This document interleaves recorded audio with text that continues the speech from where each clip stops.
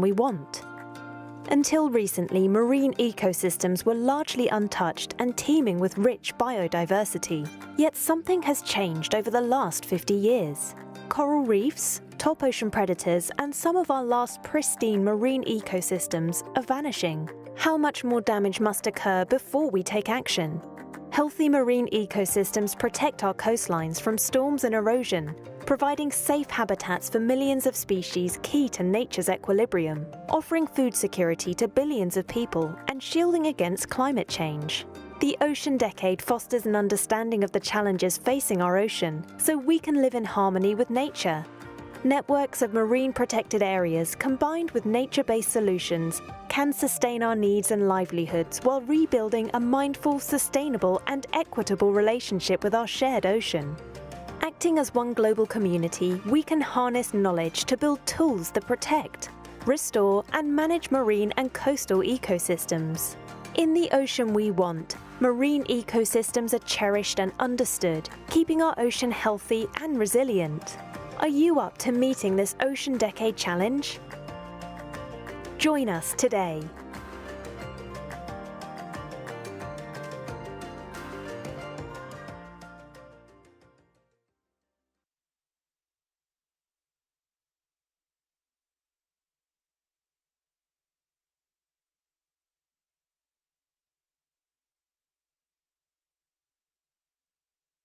Ocean Decade Challenge number 3.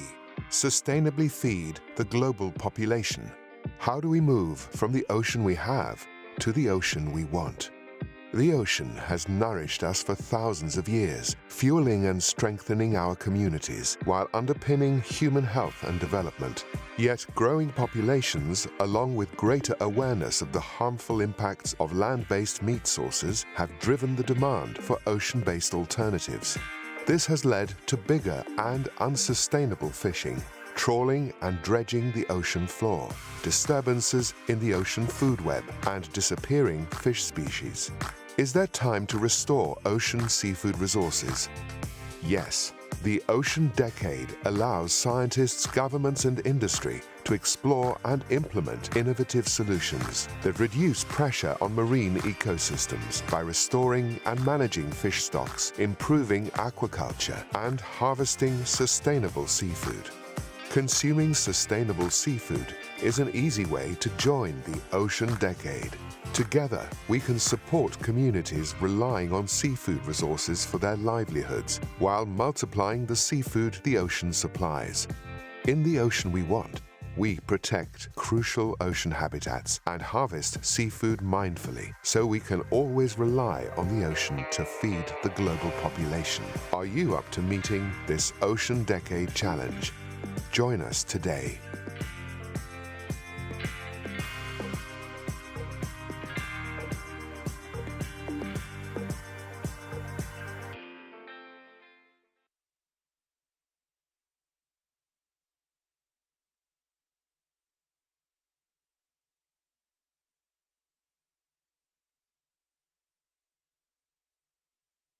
Ocean Decade Challenge number 4. Develop a sustainable and equitable ocean economy. How do we move from the ocean we have to the ocean we want? The ocean provides livelihoods and nourishment for hundreds of millions of the world's poorest people. The global economy depends on the ocean through fisheries, energy, tourism, and transport.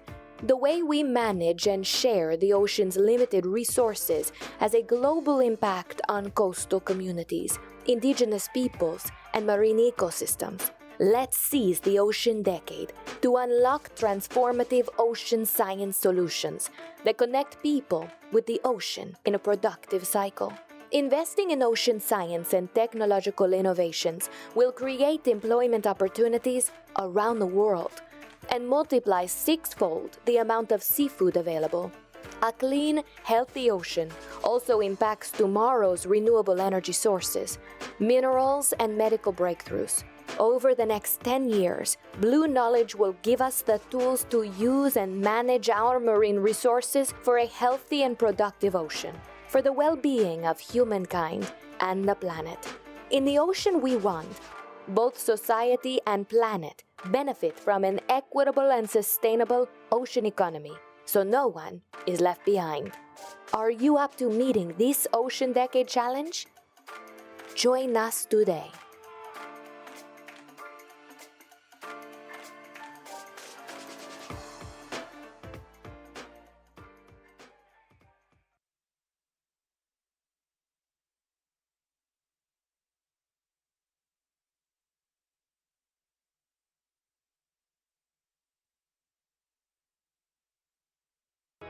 Ocean Decade Challenge number 5. Unlock ocean-based solutions to climate change. How do we move from the ocean we have to the ocean we want? The ocean is our greatest ally against climate change. It absorbs heat and carbon in the atmosphere. Mangroves and coral reefs protect communities against climate change effects. Ocean-based energy reduces harmful greenhouse gas emissions. But our ocean is unhealthy, with rising temperatures and sea levels, acidic waters, shrinking glaciers, disappearing ecosystems and species, intense weather events, and fish populations shifting toward cooler waters. This leaves our planet and humanity at great risk. Time is ticking. Life and livelihoods in many small island states are already suffering. Ocean science helps us understand ocean climate interactions with data and knowledge to predict and respond to changes. Together, let's harness the Ocean Decade for ocean-based solutions to help mitigate, adapt, and build resilience to climate change, like making smarter investments in technologies that lower greenhouse gas emissions. From mountain to seashore, from small island communities to the largest cities. In the ocean we want, our ocean protects us and makes us resilient to climate change. Are you up to meeting this Ocean Decade Challenge? Join us today.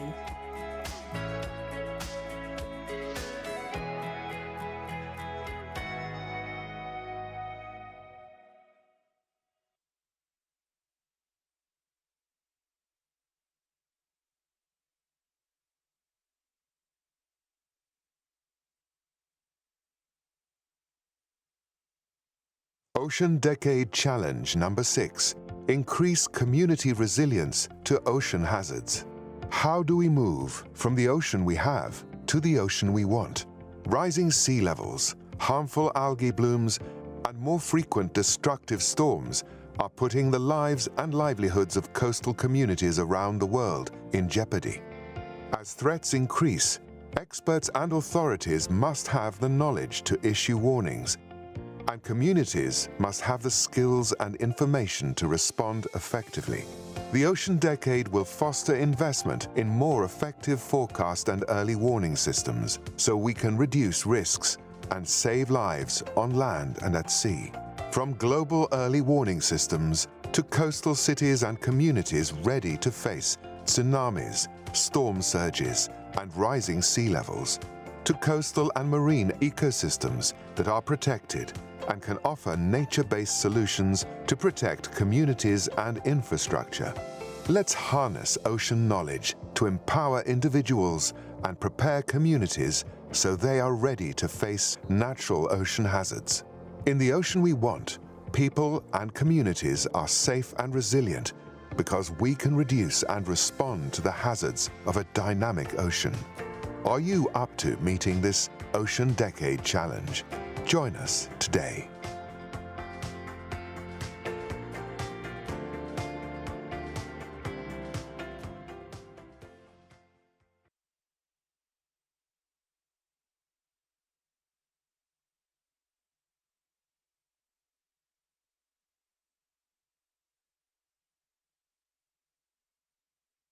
Ocean Decade Challenge number 7. Expand the global ocean observing system. How do we move from the ocean we have to the ocean we want?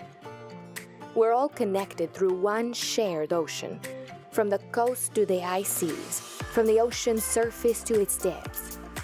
Sharing information and technology keeps us safe, our economies productive, and our ocean healthy. Through ocean observing systems, scientists, experts, and governments share observations for climate, operational services, and marine ecosystem health. But the current system has gaps and lacks institutional and financial support. Let's seize the ocean decade as a chance to amplify this system's impact, making it sustainable and capable of delivering critical information to those who need it. Together we can expand the knowledge of our past, current, and future ocean, leaving no country behind. A truly inclusive and integrated observing system can predict climate, forecast weather, monitor and manage ocean health, and offer real-time services for sustainable development. In the ocean we want, our global ocean observing system tells us about the state of our ocean, so we can respond to changing conditions wherever we are. Are you up to meeting this Ocean Decade Challenge? Join us today.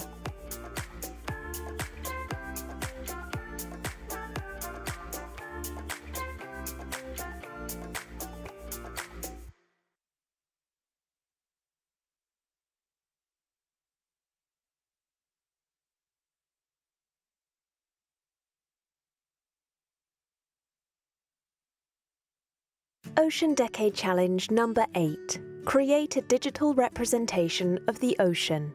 How do we move from the ocean we have to the ocean we want? First, we must fully explore today's ocean. Its countless challenges and endless possibilities.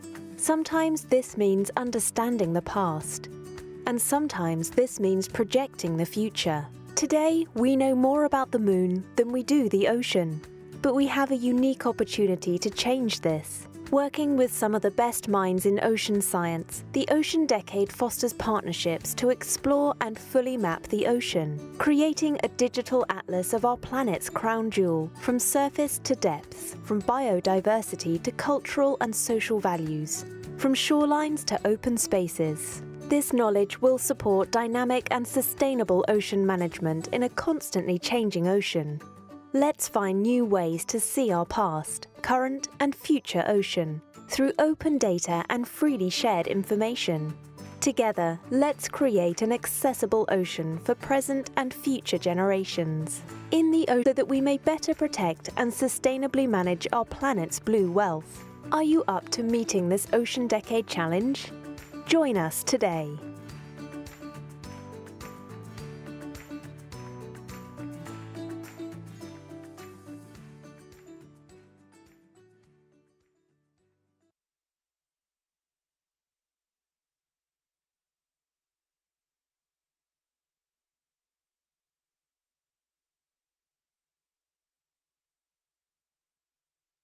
Ocean Decade Challenge 9. Deliver skills, knowledge, and technology to all.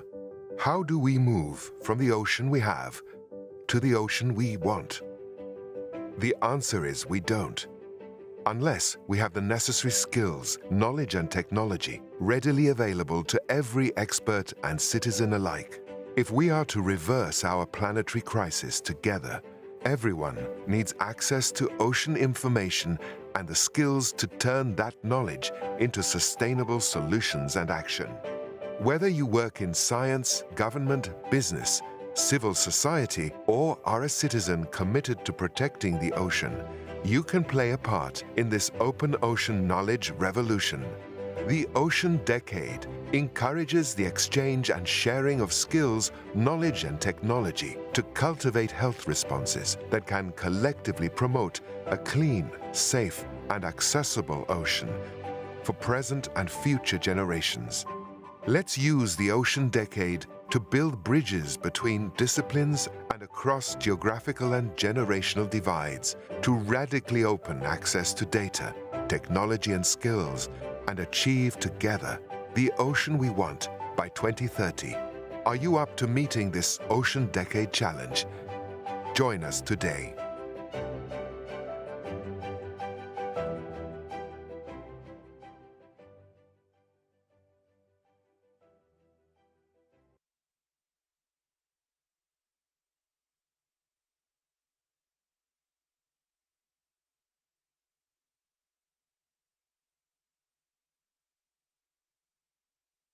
Ocean Decade Challenge number 10. Change humanity's relationship with the ocean. How do we go from the ocean we have to the ocean we want? Let's start with a bit of imagination. Imagine an ocean that we no longer take for granted. An ocean that we respect for regulating our climate and inspiring hundreds of cultures around the world. Imagine the power of a whole generation of all ages and walks of life, committed to saving our planet's largest ecosystem. Ocean knowledge gives us a clear picture of the worsening human impacts on the ocean. Education and ocean literacy give us the keys to changing our behavior so that we can protect the ocean. Time for change is running out, but the next 10 years of ocean action will be critical for a step change in our relation with the ocean.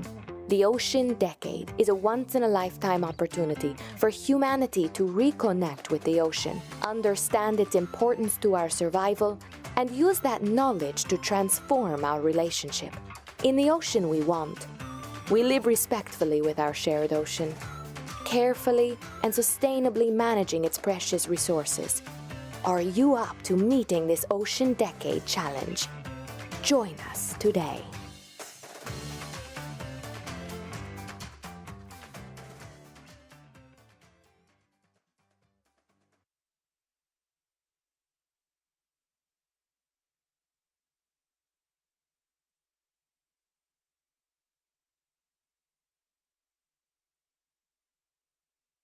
Ocean Decade Challenge number 1. Understand and beat marine pollution. How do we move from the ocean we have to the ocean we want? Today, we see plastic waste everywhere, from the ocean depths to the remotest islands of the Pacific.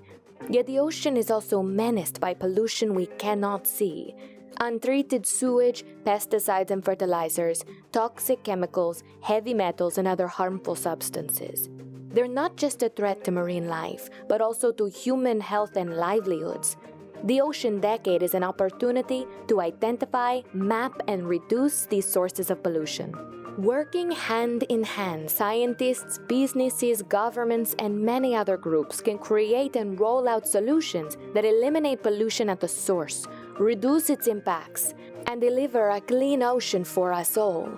And as consumers, we all have an important role to play over the next 10 years to beat marine pollution. In the ocean we want, we embrace habits of buying and consuming that help keep our ocean clean and healthy. Are you up to meeting this Ocean Decade Challenge? Join us today.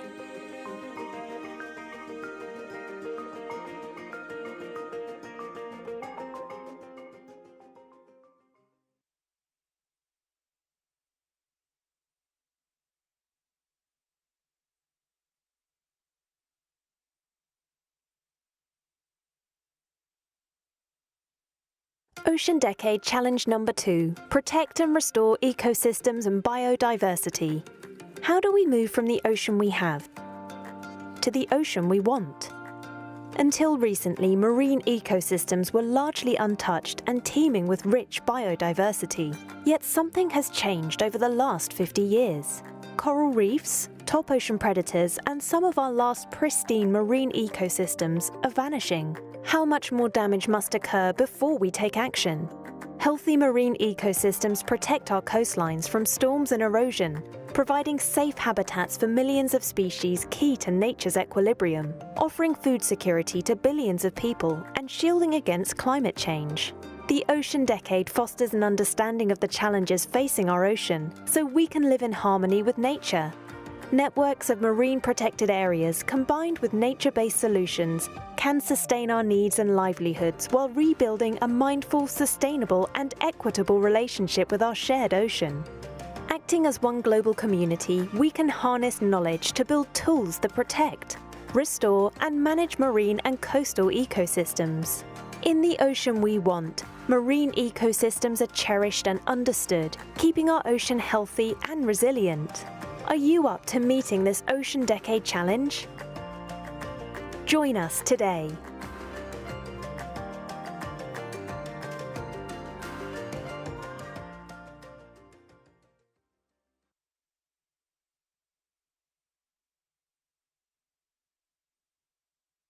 livelihoods while multiplying the seafood the ocean supplies. In the ocean we want, we protect crucial ocean habitats and harvest seafood mindfully so we can always rely on the ocean to feed the global population. Are you up to meeting this Ocean Decade Challenge? Join us today.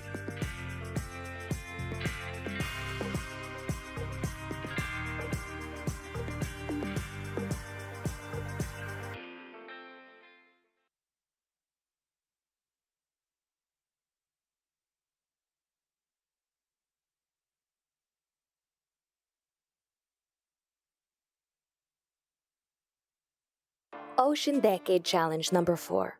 Develop a sustainable and equitable ocean economy. How do we move from the ocean we have to the ocean we want? The ocean provides livelihoods and nourishment for hundreds of millions of the world's poorest people. The global economy depends on the ocean through fisheries, energy, tourism, and transport. The way we manage and share the ocean's limited resources has a global impact on coastal communities, indigenous peoples, and marine ecosystems. Let's seize the Ocean Decade to unlock transformative ocean science solutions that connect people with the ocean in a productive cycle. Investing in ocean science and technological innovations will create employment opportunities around the world and multiply sixfold the amount of seafood available. A clean, healthy ocean also impacts tomorrow's renewable energy sources, minerals, and medical breakthroughs.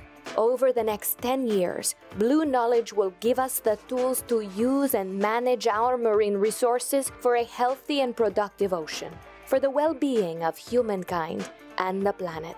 In the ocean we want, both society and planet benefit from an equitable and sustainable ocean economy, so no one is left behind.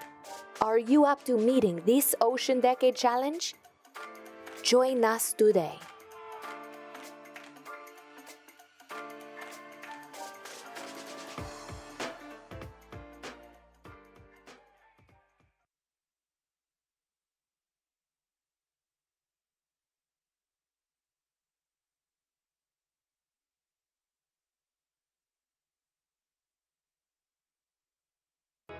Ocean Decade Challenge number 5. Unlock ocean-based solutions to climate change.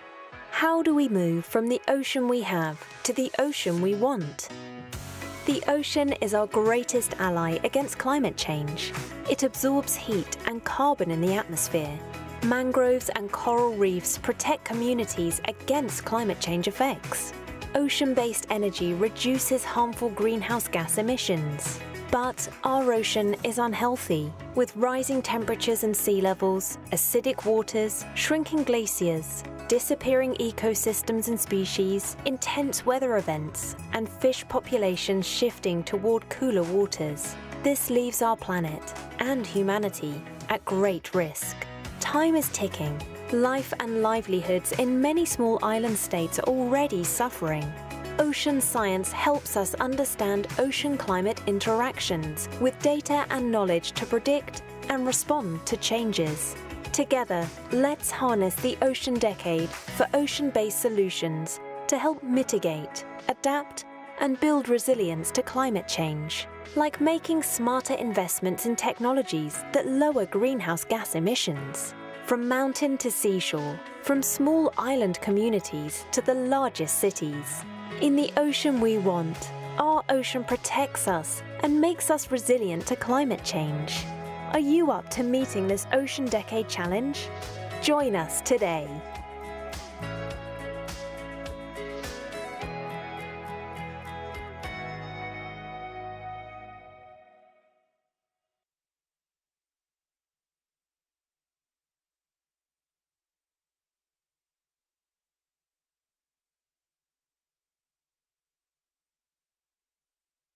Ocean Decade Challenge number 6. Increase community resilience to ocean hazards. How do we move from the ocean we have to the ocean we want?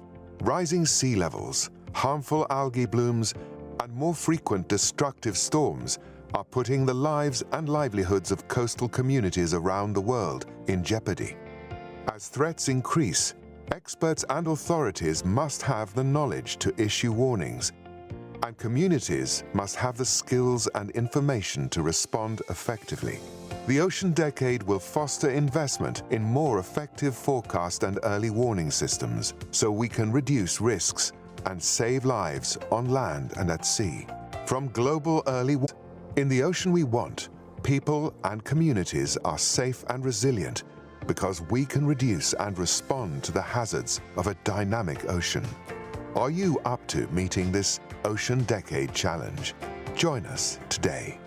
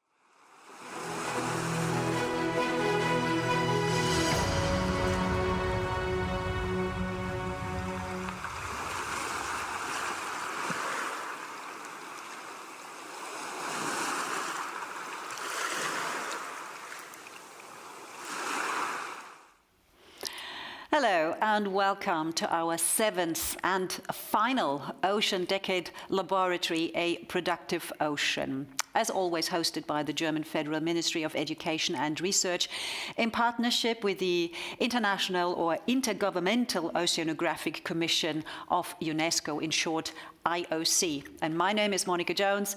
I'm happy to be back to guide you through the program of this core event and also Thursday's wrap-up. Now, for those of you who are joining us for the first time, perhaps this piece of information: the United Nations General Assembly proclaimed 2021 to 2030 as the United Nations Decade of Ocean Science for Sustainable Development, in short, the Ocean Decade, to bring together scientists and stakeholders in order to help restore our planet's largest ecosystem, and that, of course, is the ocean, and prepare the path for a sustainable development. Now, the first International Ocean Decade Conference was kicked off about a year ago with a high-level event, and it's been followed by 7 Ocean Decade laboratories, this one being the 7th, each addressing a different Ocean Decade outcome.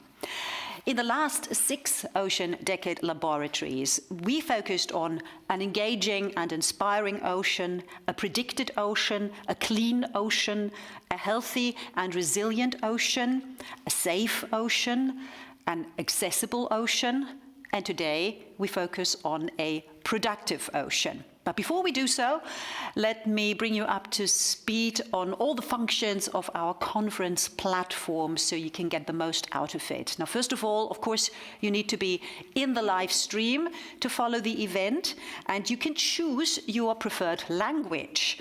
That is English, French, or Spanish, or as English with subtitles. Right next to the live stream, right there, you find our chat box to submit your questions. And right below, you find our communications tool Slido, and exactly there, where it says enter a word, that is where we will ask you to enter a word that would best describe what a productive ocean is for you. I will remind you of that in just a bit.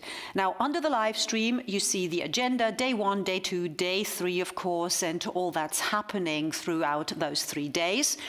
And today, during the core event on Thursday's wrap-up, you can also go to the live help desk in case you have technical problems. You can also there get in touch with our support team. And when we turn to the left side, to the column there, you find lots of buttons there. For example, the lounge, where you can review the laboratories that already took place. Now, if you want to know more about the speakers, you go exactly to the speakers corner, because there you find lots of biographies. Below that, you find the satellite activity button. We have 13 satellite activities in total across the globe in different time zones, and you find all the information there. In the Ocean Library, you find tons of material, photos, documents, videos, which you can download, share with others. It would be great if you would credit the author, of course. And there we have the showcases below, exactly. There you find the information on all the showcases that we present actually in this core event, 5 in total, but you have more in-depth information here. If you use Twitter, then it would be fantastic if you use the hashtag #OceanDecade.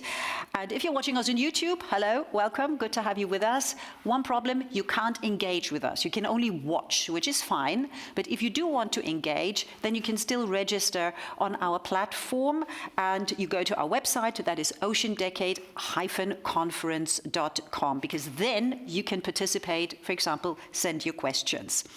So let's start this laboratory, like the previous ones, with the official welcome remarks from our co-hosts, and we're starting with the German Federal Ministry of Education and Research, today represented by Dr. Jens Brandenburg. He is Parliamentary State Secretary to the Federal Minister of Education and Research. In short, in German, that is the BMBF, but that is just a little piece of information on the side. Let's bring it over to Dr. Brandenburg. Excellency, Mr. Rührbenin, Mr. Hanel, Ms. Jöborn, ladies and gentlemen. Almost exactly 1 year ago, we celebrated the high-level launch of the Ocean Decade here in Berlin. At that time, it was already apparent that the COVID-19 pandemic would continue to affect us for some time and make direct contacts difficult. Today, I'm all the more pleased that we have found alternative ways of meeting and exchanging ideas. We want to fully carry the momentum of the launch into the decade. Ladies and gentlemen, for a long time we naively assumed that the ocean is an infinite resource, that its biological wealth provides us with unlimited food, that its economic use is limitless and its beauty eternal. However, the better we got at our ocean research, the more intensively we had to revise naive assumptions, and the more we had to realize that this huge living and economic space is reaching its limits. Overfishing, pollutant input, intensive tourism and traffic, and last but not least, climate change. All these factors are increasingly posing challenges for sustainable blue growth. How do we want to deal with the ocean together so that its very own productivity, its vitalizing task for our planet, and its beauty continue to be preserved for us and above all for future generations? This is the topic of today's UN Ocean Decade Laboratory, A Productive Ocean, to which I would like to welcome you all. The federal government is clearly committed to the goals of this decade. We will launch an ocean offensive to protect marine nature and develop a coherent and binding ocean strategy. The federal government of Germany is already working to ensure the swift conclusion of international marine protection agreements. We will intensify our efforts to preserve the ecosystem services of the ocean. And last but not least, we will continue to expand our excellent research fleet with a promising new research icebreaker, the Polarstern 2, in order to work with international scientists to bring together important findings for all of us from the remote regions of the world. In short, the federal government of Germany will continue to be a strong and reliable partner in the Ocean Decade. It is clear that science plays an important role in shaping the sustainable blue economy. Science must create the basis for knowledge-based political and social action, and is an important driver of blue innovations. However, we need even more for the long-term sustainable use of the ocean. We need a broad, global discourse to identify conflicts in the use of the ocean resources at an early stage, and we have to find joint solutions. Only if we succeed in transferring knowledge to society, even across the borders of nations and social systems, without leaving anyone behind, we can preserve a productive ocean. This is why the UN Decade of Ocean Research for Sustainable Development targets both science and all the stakeholders involved in ocean affairs. I'm therefore all the more pleased that so many different stakeholders have come together here today. This is all the more reason for us to help ensure that key global challenges, such as sustainable use of the ocean, are addressed despite the risk of a new Cold War. Today's laboratory marks the end of the Ocean Decade Laboratory Series, and with it the first International Ocean Decade Conference. However, it does not mark the end of our commitment to the Ocean Decade. On the contrary, it is just getting started. Please let us work together, science, economy, politics and society, in creating the ocean we want, the ocean we need. For today's laboratory, I wish us all exciting and fruitful discussions. Thank you. Well, thank you very much, Jens Brandenburg, Parliamentary State Secretary at the BMBF. And of course, the Ocean Decade Laboratories is a joint undertaking of the BMBF with the IOC of UNESCO. And ladies and gentlemen, we're delighted to have live with us now the IOC's Executive Secretary, Vladimir Ryabinin. Vladimir, it's very good to see you. And of course, the floor is yours. Monica, thank you very much for giving me the floor, and also I have to thank you for being our hero, for running the sixth and now the seventh laboratory with such dedication and also such professionalism. It is absolutely fantastic. Thank you. So I also would like to thank our dear colleagues from the BMBF, the Federal Ministry of Education and Research, and particularly Mr. Jens Brandenburg, who spoke in front of me. Actually, he didn't leave me a lot of things to say because he said it all. But, you know, the productive ocean is just one of the 7 qualities of the ocean we would like to achieve. And, you know, when we think about clean, predicted, you know, accessible ocean, you know, these are qualities that we can imagine would be pertaining to the ocean, but also to the people, particularly to that relates to the qualities of inspiring and engaging ocean. So I think, Monica, first of all, you know, you inspired us, and, you know, this laboratory were also very inspiring, and this marathon that continued for almost a year was very, very useful to set the decade on the right path. Because the decade is our decade. You know, it means that unites people, unites scientists.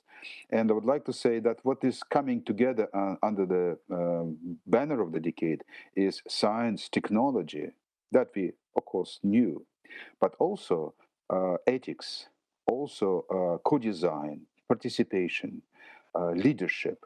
So those social qualities are, I think, in abundance now, and that is fantastic. But, you know, there is also one realization that is now happening, that, you know, without economy, without feeding people, you know, the decade wouldn't be as useful as we see it now. And because of that, I think we have to reconsider how the ocean science interacts with economy. The deliberations of high-level panel for sustainable ocean economy that was actually established recently, but, you know, it was supported by the best scientists in the field, basically say that we can increase the scale of ocean economy in a sustainable way, like an order of magnitude, can generate 6 times more food, 40 times more renewable energy from the ocean, cover also part of the carbon gap that required to reach the Paris Agreement. So fantastic perspectives are coming together with generating more wealth from the ocean, but also importantly, not only for the rich people, but distributed for everyone on the planet that requires support from the ocean. For that, we need to actually de-risk investment in the ocean, and also we have to make an additional step in ocean science. Ocean science has been so far detached from the science of economy. This is the gap that is now being closed. We are working proactively to understand how ocean observations and science interact with ocean economy through accounting, and that is, I think, a big step forward that is going for us to help to connect all the dots. So there will be science as we see it, science, also social science, science of economy, and ethical approach. That is the vision of the decade, and because of that, many people join us, because this is not a scientific enterprise, despite it is the largest program in this ocean science ever since the, I would say, history of in the history of humankind. But also, this is a totally new understanding that will help us to live better in harmony with the ocean, will help the ocean to be healthier, and that harmony also will definitely improve our relations between people. So with that, I would like to thank once again BMBF for being our great partner, wishing you a very interesting period of 2 days, and then we are looking forward to the conclusions and also coming back to the concluding event that will be summarizing our thinking. That for the remaining 8.5 years of the decade. Thank you very much. Thank you. Thank you so much, Vladimir Rabinin. And of course, this being the final of 7 Ocean Decade Laboratories, there'll be something special. You, Vladimir Rabinin, will join us for the wrap-up as well, and we look forward to that. And actually, this is a very good opportunity for me to remind all our participants to join the newly established expert roster to assist the UN Ocean Decade Coordination and IOC-UNESCO Secretariat with strategic, technical and review processes. You've just heard it. There is so much to do, so much to align. Please, if you haven't done this already, do check it out and do sign up. Well, on our Ocean Decade Laboratory social media site, you also find something that we call an engagement post. And you're more than welcome to join with your own engagement post, with your own vision and idea about what is necessary to create the ocean we want. Let's just take a look at one engagement post that's already there to give you an idea. Now here it says, science has 2 important roles: to question and to support society. And you can also see that this engagement post is by Anna Jöborn from the Swedish Foundation for Strategic Environmental Research, in short MISTRA, and she happens to be one of the co-chairs of this laboratory, and she's here in the studio with me now because let me introduce both chairs to you right now, starting, of course, with Dr. Anna Jöborn, CEO at the Swedish Foundation for Strategic Environmental Research, that, if you don't know, is an independent research foundation. And before that, she was director for the Science Affairs Department at the Swedish Agency for Marine and Water Management for almost 10 years. And I'm sure much, much more. Anna, we can read it all up, obviously, in the Speaker's Corner and the biography, but it's very good to have you here.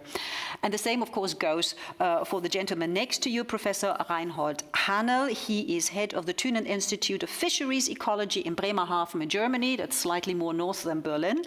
And among the many positions that he's holding, let me just mention one. He is the first vice president of the European Inland Fisheries and Aquaculture Advisory Committee of the FAO. Again, brilliant to have you both with us in the studio. And obviously, as the chairs of this laboratory, you invested a lot of time and effort to put it all together. So what can we expect? Thank you, Monica. I would like to extend a warm welcome to all of you around the globe watching this laboratory on behalf of the expert group that has been involved in bringing in topics and ideas for this laboratory.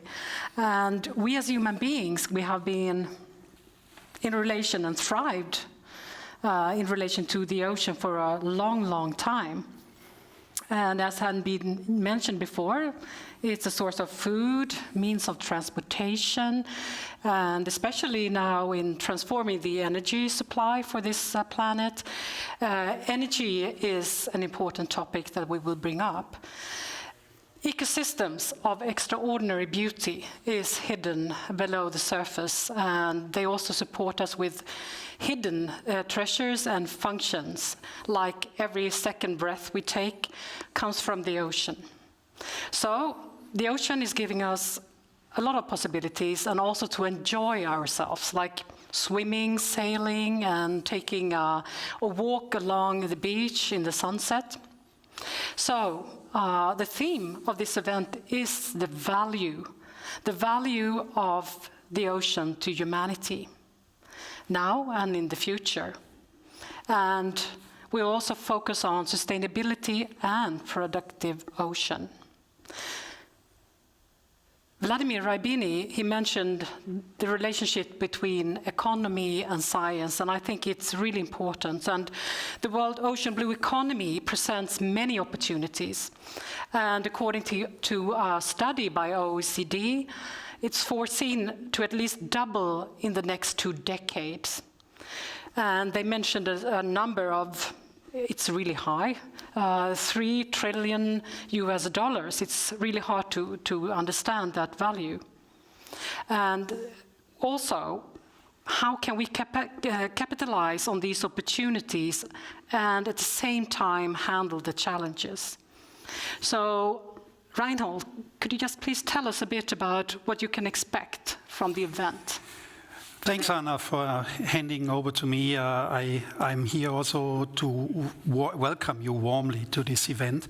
On behalf of our expert group, I think we are both proud of having been chaired this expert group, a group of high-level people that are responsible basically for the design of this 7th and last Ocean Decade Laboratory. So what we expect is a really lively program. We have selected speakers from all over the world, showing very different aspects of what is a productive ocean. And this is, of course, related to fisheries and aquaculture, but also to very different other uses of a productive ocean, like energy production, like tourism, and also even of the aspect of marine mining, which is a sensitive issue that is also picked up in the course of this event.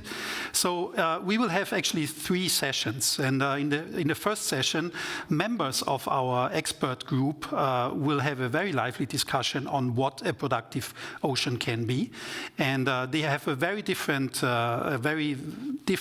scientific background, and they will talk about this on their behalf, on the behalf of their expert groups that they are actually in on their networks. In the second session, we will have showcases, and I think these showcases, Monica mentioned them in her introduction. They will give a perspective on how to use the ocean already in a responsible and sustainable way, and this issue, how to use the ocean in a more responsible and sustainable way, will then be the issue of the third session, where 3 high-level speakers will actually discuss on how in the future, on how during this ocean decade, we can together come to a better solution. So, it's a really jam-packed program we have there over the next 4 hours. I look forward to it, and may I just add that obviously it's not just experts who are joining us, which is fantastic to talk about things, but we also want to have your input, the participants' input out there. For one, you should all have received an email by now, an invitation to take part in a survey, which will take you 5 minutes at the most of your time, but it's so important, it's so crucial. There are 3 questions there, or 3 topics that you should give your opinion on. 5 minutes, a survey that we would then like to present the result during the wrap-up event. So please be sure to participate in this survey and to put it forward, submit it to us. And talking of participation, it would also be interesting to know, before we get to the very first panel looking at a productive ocean, it would be interesting to know what you think about what a productive ocean is. And for that, we go to this little box that I pointed out at the very beginning, right underneath the chat. There is a little box which uses Slido. I'm sure after 2 years of the pandemic, you're familiar with that. And it says, enter a word. And that is exactly what we want you to do. The question is, what is a productive ocean for you? And if you can, try and answer that question with one word only. We already have some words in here, so that should give you some inspiration. Right now, the biggest word is sustainable. That means that most of you have chosen that word to answer the question. But that could change. This is not yet written in stone. I will remind you of this word cloud, as we call it, throughout the core events. You can still change your mind and perhaps say a productive ocean means clean or energy or diversity. There are so many possibilities. Just try to keep it short and succinct, and you've seen it just moved again. So please do participate in the word cloud throughout this core event. Now, this Ocean Decade was kicked off with a high-level event last year, as was mentioned, 1 year on and almost seven Ocean Decade laboratories on. It is perhaps now a good time to take stock and to ask, where are we now, and why and where do we need to cooperate?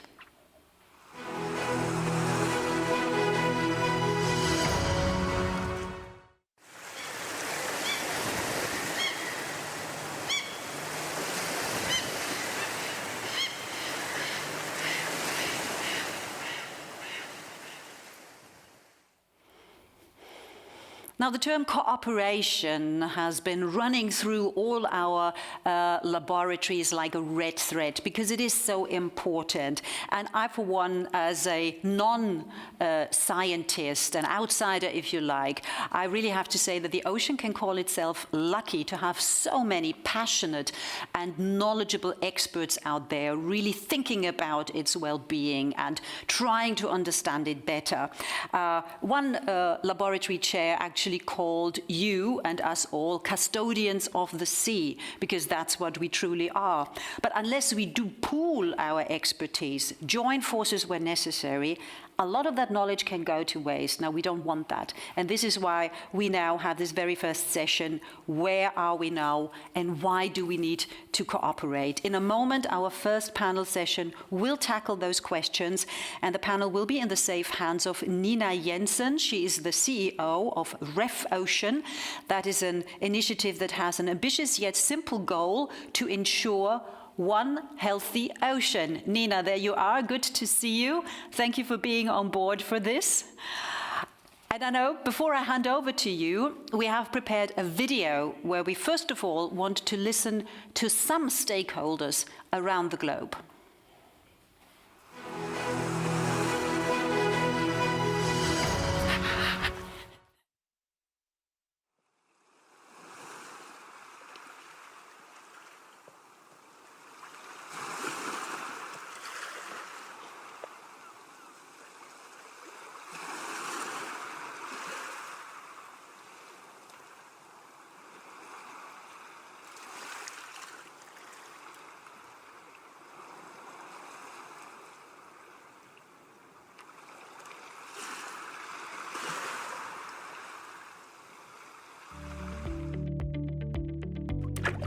Coastal and maritime tourism account for close to half of the blue economy's gross value added, profits, as well as half of its employment.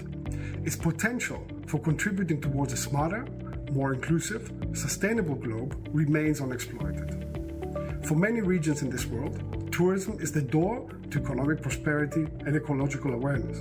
At the same time, coastal tourism is very vulnerable to climate change, as well as to political and economic transitions, especially in the global south, due to high tourism intensity and seasonality. So, instead of advocating the expectation failures and mismanagement in tourism, we need to focus on cooperating together in order to unlock its sustainability potential and move a step closer to a circular tourism economy.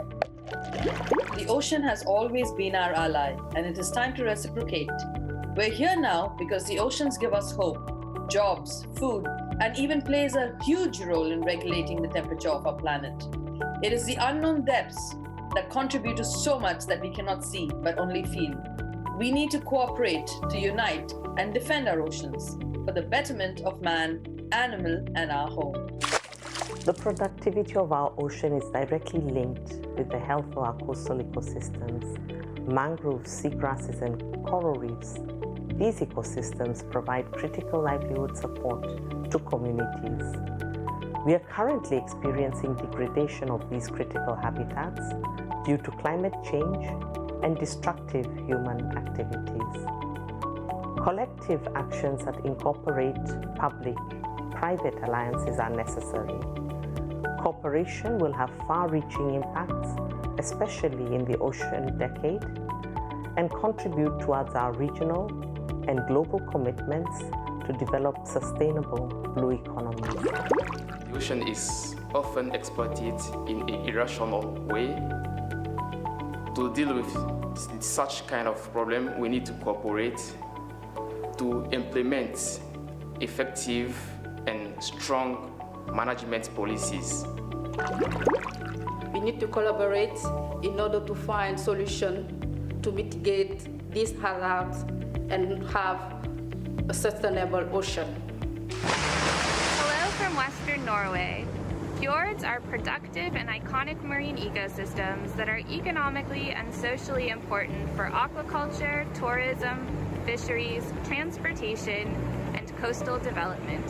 However, fjords are increasingly impacted by climate change and growing pressure from human activities. For this reason, we need better communication between scientists, managers, industry representatives, indigenous and local communities, and politicians. Oceans are open, interconnected systems affected by global processes such as climate change. Marine resources and oceanographic processes do not recognize political boundaries, and trying to manage resources that are mismanaged in neighboring countries have proved an impossible task. International trade has created a de facto interdependence between producers and consumer countries, making of common interest the well-being of all productive oceanic regions. It is clear that without cooperation among countries, we will not have healthy, productive oceans.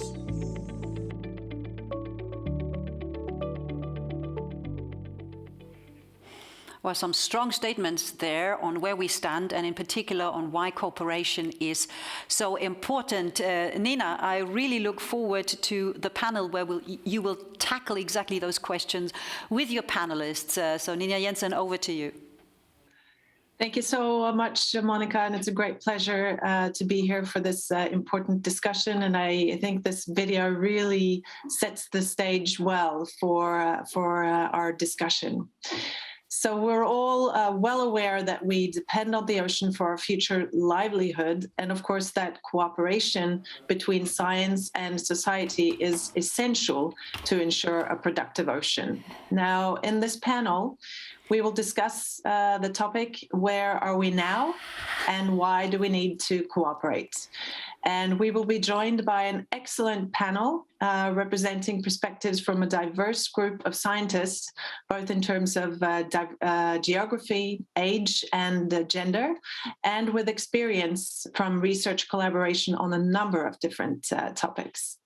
The panel will last for about 60 minutes, including a 15-minute Q&A session at the end. So I also want to warmly encourage all of you listening in to post your questions and really engage and contribute to the discussion, because of course that's what collaboration is all about, after all.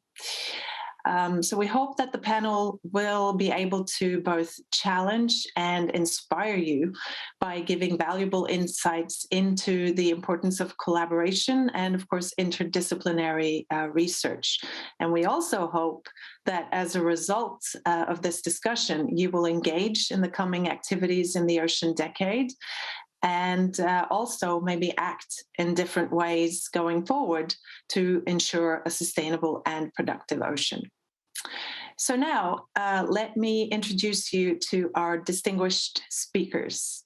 And the common denominator for all of them is their personal commitment and engagement in bridging across disciplines and boundaries in different ways. First up is Dr. Shakuntala Tilsted. She is the Global Lead for Nutrition and Public Health at WorldFish in Malaysia. She holds a PhD from the Royal Veterinary and Agricultural University in Denmark and also an honorary doctorate from the Swedish University of Agricultural Science. She has a number of important roles and merits. For example, she was awarded the 2021 World Food Prize for her groundbreaking research, critical insights, and landmark innovations in developing holistic, nutrition-sensitive approaches to aquatic food systems, and the first woman of Asian ancestry to be awarded this prize. Shakuntala, it's a pleasure to have you with us. Thank you so much, Nina. Then we have Dr. Adam Cissé. She is the Program Manager of Wetlands International Africa from Senegal. She holds a PhD in climate change and biodiversity, specialized in tropical mangrove ecosystems under the influence of climate and land use change. She is passionate about building the capacities of young leaders in conservation, and in her spare time, she motivates young Africans through mentoring and career counseling under the Great Institute in Gambia. Thank you so much for joining us, Adam. Thank you for having me. It's a pleasure. Then we have Dr. Kemal Pinarbasi, who is a marine spatial planning expert at the HELCOM Secretariat in Finland. He has a PhD from the University of Basque Country, and his research focuses on decision support tools, marine spatial planning, marine ecosystem services, and ocean accounting. And Pinarbasi has several highly cited academic publications in international journals. So thank you, Kemal, for also joining us today. Thank you so much, Nina. And last but not least, we have Professor Alexis Papathanasis. He is a professor for cruise management and e-tourism at the Bremerhaven University of Applied Sciences. He has published over 120 contributions to textbooks, peer-reviewed scientific journals, and conferences, and with some of his papers being among the most cited articles in tourism management. So quite impressive. And his research work has been downloaded over 27 times. Thank you so much for taking the time to join us today. Thanks for having me. So, and no doubt, and as you can see, we have a highly qualified panel to take us through the discussion today. And let me kick it off with a starting question for you all. What does a productive ocean mean to you? And Shakuntala, let me start with you. Thank you, Nina. When I look at a productive ocean, 2/3 of our planet, and I think about the value to mankind, I'd like to start with a people-centric approach.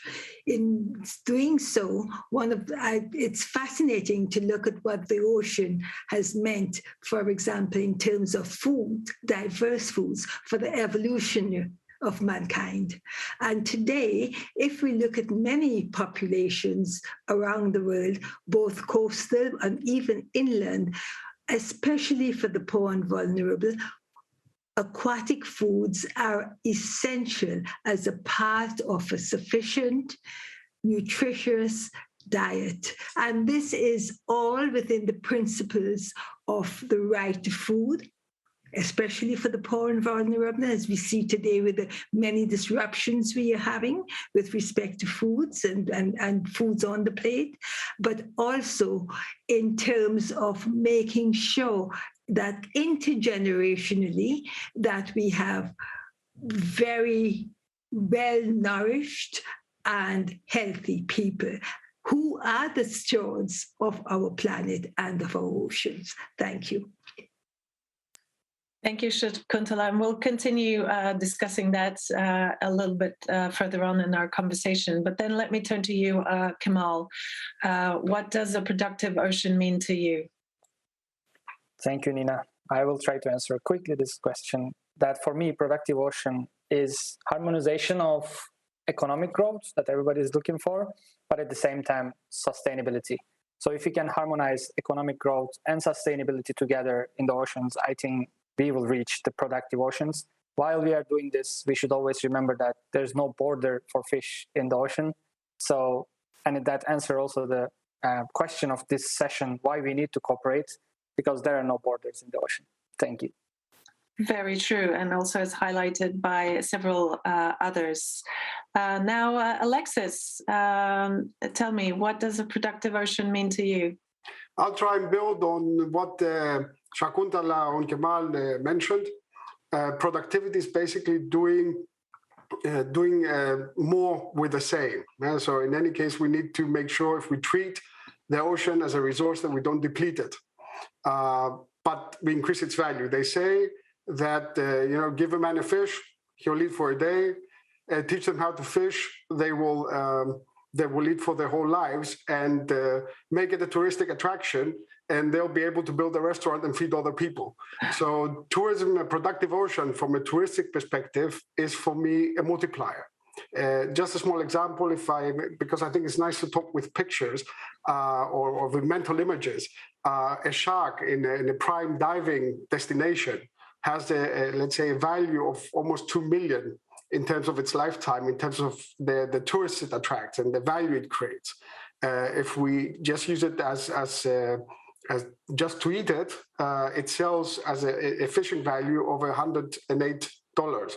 So tourism is basically about adding the experience to the resource, and in that way upscaling it and allowing it to produce more benefits for the people in an equitable manner. So that would be my aim in terms of a productive ocean. That sounds great, and an excellent starting point for our discussion. Now let me also turn to you, Adam. What does a productive ocean mean to you? Thank you, Nina. From my side of the world, a productive ocean means an ocean that can support thriving economic sectors. From this side of the West African coast, if an ocean is able to support the three key economic sectors, be it fishery, be it agriculture or tourism, which contributes the majority of the GDPs of the countries where we are located in, this is what we call a productive ocean. Of course, we take sustainability as a key, which we can ensure through use of science-based guides that people use to ensure that exploitation of ocean resources is done in a sustainable manner. Thinking about the future generation, not only the needs of the current generation, but first and foremost, recognizing it as a life support system for vulnerable coastal communities. Indeed, and I think that sets the stage nicely. Thank you all for sharing your initial perspectives. Now let's dive a bit deeper into this topic. And Shakuntala, I would like to start with you. In your initial remarks, you talked a lot about, of course, the important food benefits coming from the ocean. And so tell me, what unique nutritional benefits does a productive ocean provide for people? And how can we also ensure global cooperation to ensure that seafood is a more prominent part, or sustainable seafood is a more prominent part of people's diets? So if we look at the ocean as a source of food, I think the first thing we must remember is that it's not just fish. It's a diverse range of aquatic foods and of many trophic zones and many types of foods that we get from the ocean. And it is important, as it is on land-based systems, that we maintain, preserve the diversity, but also use the diversity as part of the foods and the food systems that we have. So it's just not looking for the one fish or the 5 fish species that everyone eats, but it's looking at the catch of the day, the diversity, and making sure that is represented on the plate of safe, nutritious, and adequate foods. And in terms of nutritious benefits of aquatic foods, we do know that many species, many organisms, many seaweed, they are rich sources of multiple micronutrients, vitamins and minerals. And thereby, they play a significant role for keeping people well-nourished and healthy. I mean, just if you take today, with all the talk about immune systems and what is it we need, how we need to eat, then many of these nutrients that we need to sustain our immune systems stem from some of the diverse foods that we get from the oceans. There's a lot of talk now, for example, of the many edible seaweed that serve as highly nutritious foods. We can call them superfoods, but also their ability to mitigate climate change. Thank you, Nina. Thank you. Following on from that, how do we secure the rights to food and livelihoods for coastal communities? Well, I do think we have to start with some principles. And one of the principles is using the voluntary guidelines of the Committee on Food Security, the right to food. Because when we talk about communities, coastal communities, many coastal communities are some of the poorest and most vulnerable communities that we have. And we do need to secure the right to food. So there's a large role for all sectors to play, and for the cooperation between governments, between private sector and communities, in order that we fulfill this principal role of the right to food, and using, as was mentioned before, that using the principle that no one is left behind. And we've seen it in the last 2 years with COVID, now with war in Ukraine, and also with climate change, that the poor and vulnerable are those who are hit hardest. And that group of our population, of our global population, is exacerbating. And if we do not lift that level and lift the poor and vulnerable, making them more nutritious, more healthy, so that they can take care of themselves and intergenerationally of the generations to come and be the stewards of our planet, including the ocean, then that's what we need to move further. Thank you, Shakuntala. And building on that, I'm turning to you, Adam, to hear some of your perspectives on what Shakuntala was just saying. How do we ensure equitable access to ocean resources? How do we ensure thriving coastal communities? How do we make sure that the future generations can become true custodians of the ocean? Thank you, Nina. I believe at this stage, we have so much information available on the state of global ecosystems, on the impacts of climate change, on the development process of every region that is using this ocean as a resource. So the most important step right now is to engage in dialogue, be it national, be it sub-regional, be it global. We need to be able to bring people from different sectors on the same table. Until we have a seat representing the governments, representing the communities, and representing the enterprises, people will not have equitable access. And this is what we try to practice.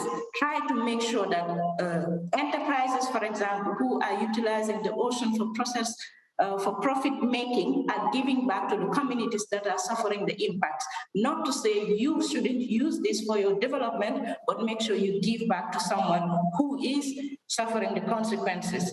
It also provides a possibility for common understanding between states who are charged with mandates of protecting sovereign areas of this global resource, but also communities who are at the baseline of information that need to be sensitized and made aware of their rights and their individual contribution towards ensuring equitable access to these resources. So dialogue at multiple levels is the best way to go right now, because we've had so many decades where scientists work alone, politicians will formulate their agendas apart from the scientists, and in the end it's just a bunch of disjunctive information which we should bring all to one table and have a dialogue.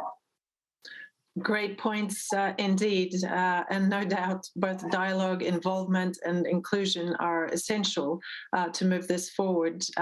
So Alexis, I'd like to turn to you and ask how do you find this involvement or inclusion happening in the tourism sector? Well, we have a similar situation. We see that if we take into account the blue economy, we can see that around half of it is attributed back to tourism. But it becomes even more interesting when we start looking at the costs and the benefits. The costs themselves, they tend to, all the externalities as well, and environmental impacts are usually what I would like to call the global south. And in most cases, tourism, or to a large part, tourism takes place in coastal areas. But we see the positive economic impacts. This is usually the global north, which is pretty interesting because a lot of tourism is associated with the global north traveling to the global south. And the global south is in a position, and coastal regions are in a position to support a growth of population, even if it's for a short amount of time. So for me, a particular area or region that has the possibility to support twice its population, even for a short amount of time, is a rich area in terms of resources. And then I would say, well, why do we have poverty in exactly those areas which are rich in resources? Therefore, the word equity and coordination and information and fairness at the end of the day are key aspects. This is what Adam talked about, this is what Shakuntala says, and this is what I would also support again. We need to understand, we need to talk to each other and actually distribute the costs and the benefits where they belong. And this is a lot more difficult to do than we might imagine. It's a lot of coordination, management, and putting together different actors and different players which are currently looking at different parts of the elephant, of the proverbial elephant, so to say. And this is the big chance, and I'm sure Kemal will agree with me as well, because if he's a maritime spatial planner, this is the main challenge I could imagine he has to deal with. Absolutely, and we'll turn to Kemal in just a second. But before that, are there really any viable solutions, Alexis, and which are the key areas for cooperation, do you think? Well, there are solutions. I mean, the one area of solution would be regulation, which has proven very difficult at an international level, because it's not about agreeing to and implementing, enforcing international standards. It's also about empowering the local communities to enforce those standards. So we do have a lot of information. Again, I would like to refer and cite my previous speakers. We know those things. We know what the problems are. We know we have a lot of statistics. We have a lot of information available, a lot of support by experts. At the end of the day, it is a global issue which requires a multitude of local solutions. And that means that local authorities, local communities need to be empowered legally, as well as in terms of knowledge, in order to be able to implement those things and take care of their own communities. They need to realize the value. If you give me a minute, I can explain this a bit more plastically. We saw, for example, in tourism, a lot of destinations before the pandemic who were protesting against tourism, where locals were protesting against tourism. And when people protest against tourism, they do because they probably have very good reasons.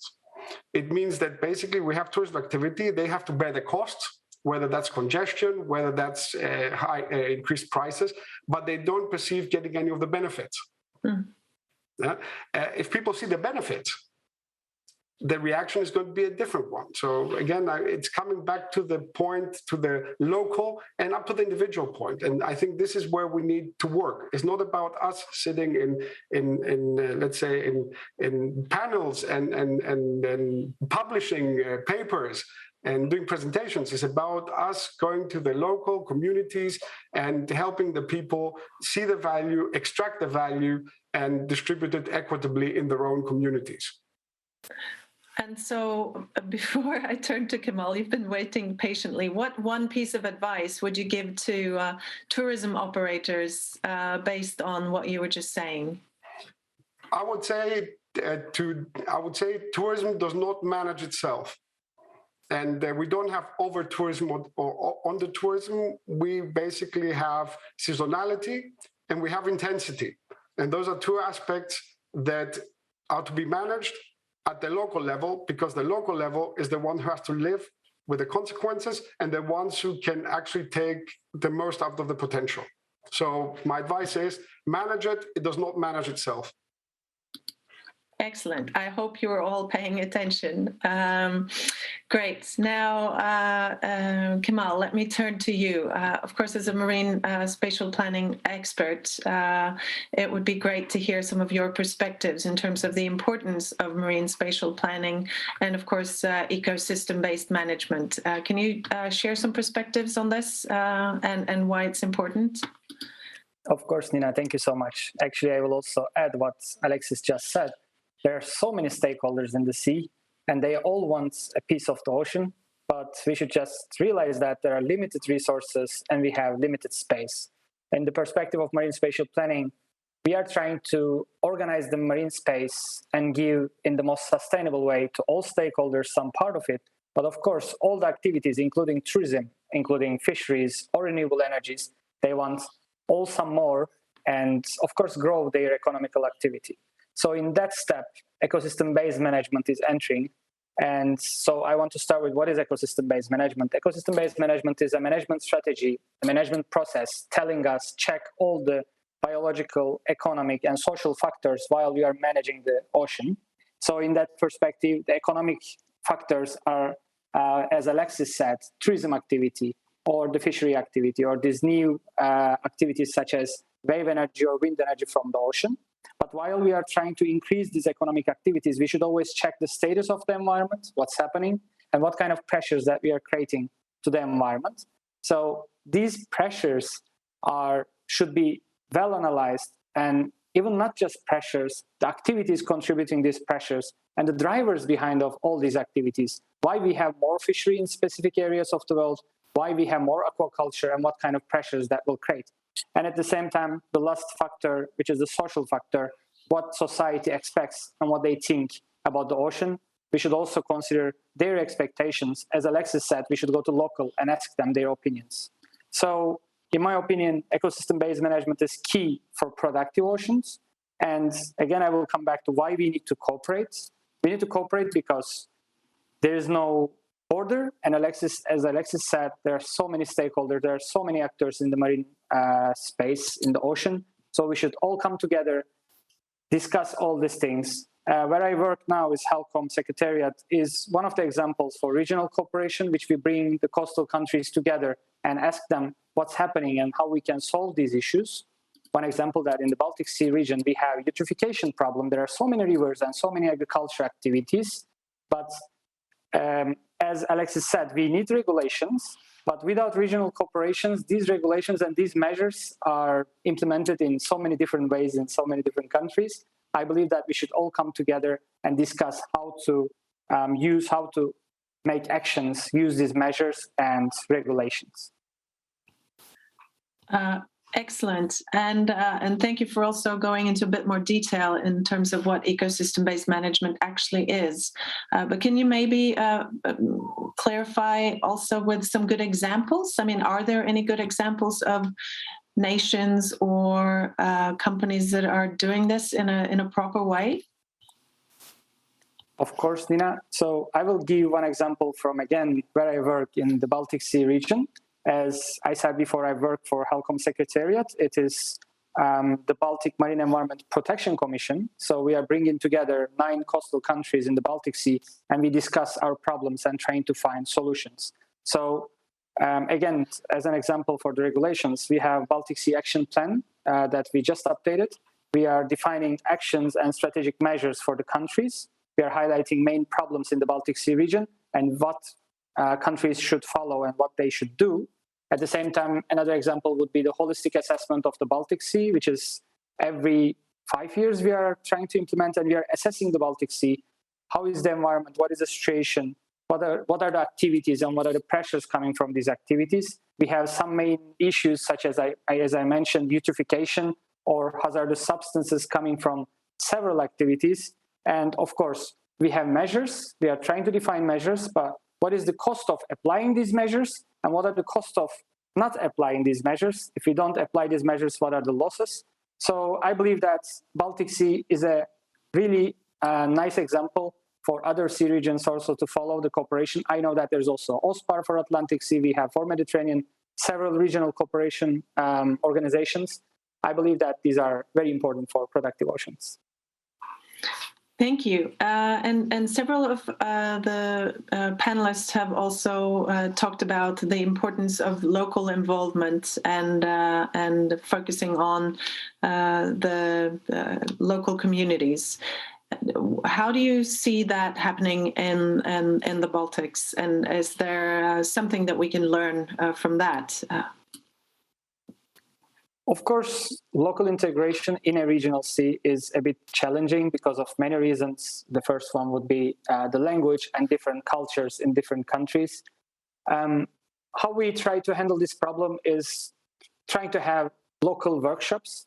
So let's say for ecosystem services, understanding of these services, understanding of ecosystem is all different in different local regions. So we try to make this local stakeholder workshops, try to understand their demands and what are the specific issues that we should focus, and then bringing it to the higher level, management levels in the Baltic Sea region. And I can also say that like in different countries in the world, there are really good examples for local management. I was working in Spain before coming to Baltic Sea, and there the local fishermen had a huge power in the policy making. I believe that in several regions, this local stakeholder meetings is the key for having their opinions. Thank you so much. Now let me turn to you, Adam. Collaboration is, of course, also essential when it comes to restoring and protecting vital habitats like tropical mangrove ecosystems. Do you have any good examples of collaboration happening either in your region or globally focusing on this? Yes, indeed, Nina. There are several approaches we've taken in the last decade that are set up to facilitate collaboration between various groups, be it governments or research institutions or civil society organizations who are supposed to be custodians of these marine resources. If we take, for example, in West Africa, I think since 2012, we've had what we call WASCAL, the West Africa Science Service for Climate and Adaptive Land Use Check. It has been an accord signed between at least 14 West African countries, and it gives advice, it provides policy briefs, it provides scholarships for us to do more research at sub-regional level, looking at various landscapes. If we look at also in our sub-region, within the space from Cabo Verde down to Sierra Leone, we have started also setting up various sub-regional platforms. We have one we call Mangrove Platform, which is based in Senegal, and it basically brings together people who are involved in conservation of mangrove ecosystems with syndicates of enterprises like hoteliers who are using these ecosystems to try and build with nature, to try and invest in a green way to avoid the impacts on these ecosystems. In other countries like Mauritania, Mauritania too, we have what we call platform sur la mer, the platform on the ocean. And these things are replicated at various levels. So there's a level where we encourage collaboration at the research component, and then we encourage intergovernmental accords to try and bring this all the way to the top level of operationalizing the accords, but bringing it all the way down to citizen responsibility. So these are just a few examples that we've been trying to do to protect the sensitive coastal ecosystems, not only limited to mangroves, but as well as seagrasses and turtles. Thank you, and some excellent examples indeed. And of course, protecting and restoring these ecosystems is essential to have a productive ocean and also for future food production. So with that, let me turn back to you, Shakuntala. What additional measures do you think are needed to ensure that we can enjoy future food supply from the ocean? And a related question, how can we also make sure that the food is used for direct human consumption and not diverted to animal feed, for example? Thank you, Nina. Those are huge issues that we face. And then, I'd like to start. We've talked so much about community engagement. I really would like us to that this engagement about community moves to another level and in another direction. I do think we are not doing enough to harvest the traditional knowledge of communities and using them in the solutions that we put in place. And then the way of engagement with communities, especially coastal communities, should be different. We should not go to communities with solutions. We should embrace their ideas and together work with solutions, bring them in the design of solutions, and very importantly, in the assessment of the solutions. When the solutions are put in place, then get the views of communities as to how these solutions are working for them and the benefits and the issues that they face. With respect to the question you asked me about food, again, if you would look at and we take low and middle income countries and look at the benefits that aquatic foods, diverse aquatic foods play within the diets of people, especially the poor and the vulnerable, and with the nutrient qualities that you have of aquatic foods. I mentioned before micronutrients, but also essential fatty acids, which are so important for cognitive and brain development in young children.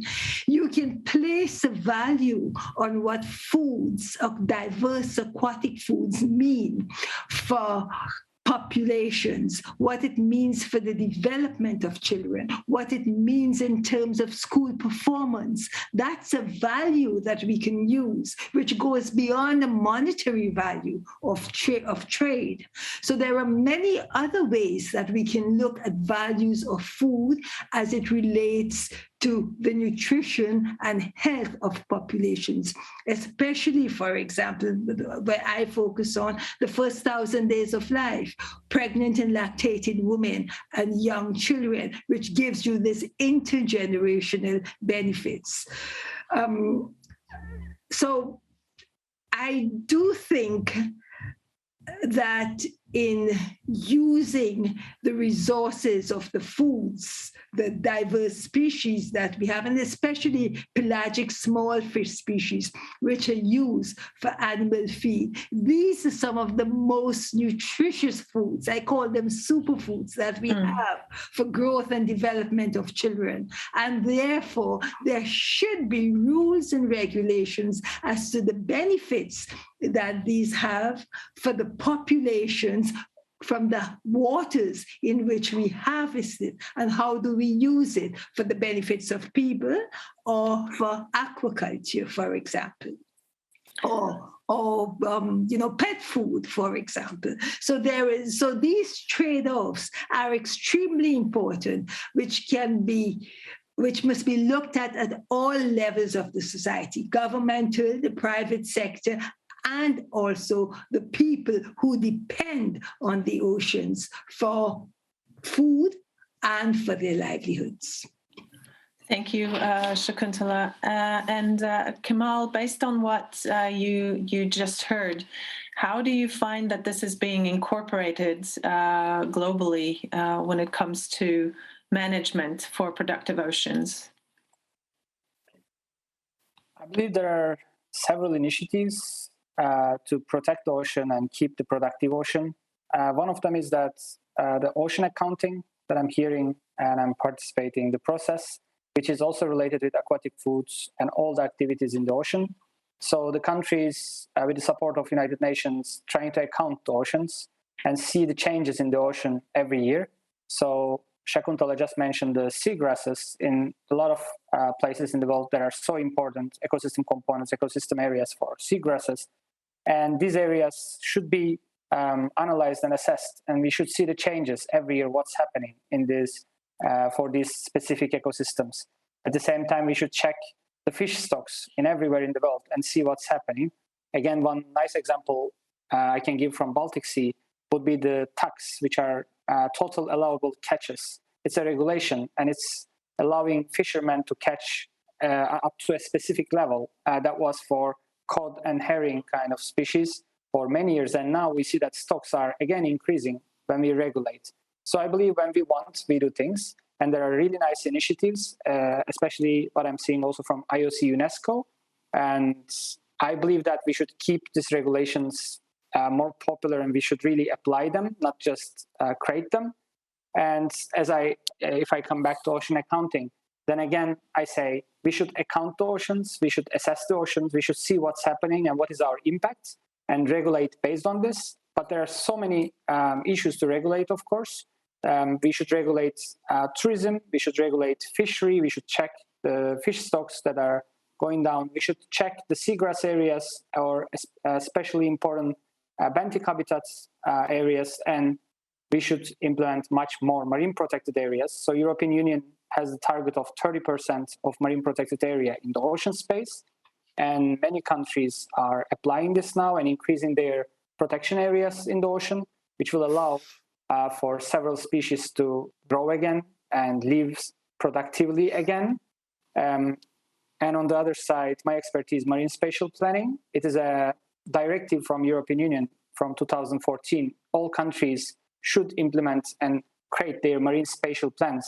Until 2021, it was. So almost all countries have their plans, and now they're implementing these measures. So I believe that we are in a good track, but there are so many areas in the world which are coming slower. So we should support these countries with these frameworks that we are using in our regions. I couldn't agree with you more. So just a kind reminder to everyone listening in on the conversation, do please engage, post your questions as we're speaking, and we will get to you in a very short time. But Kemal, you mentioned, among other things, regulation of tourism. So then turning to you, Alexis, can we and should we increasingly regulate tourism?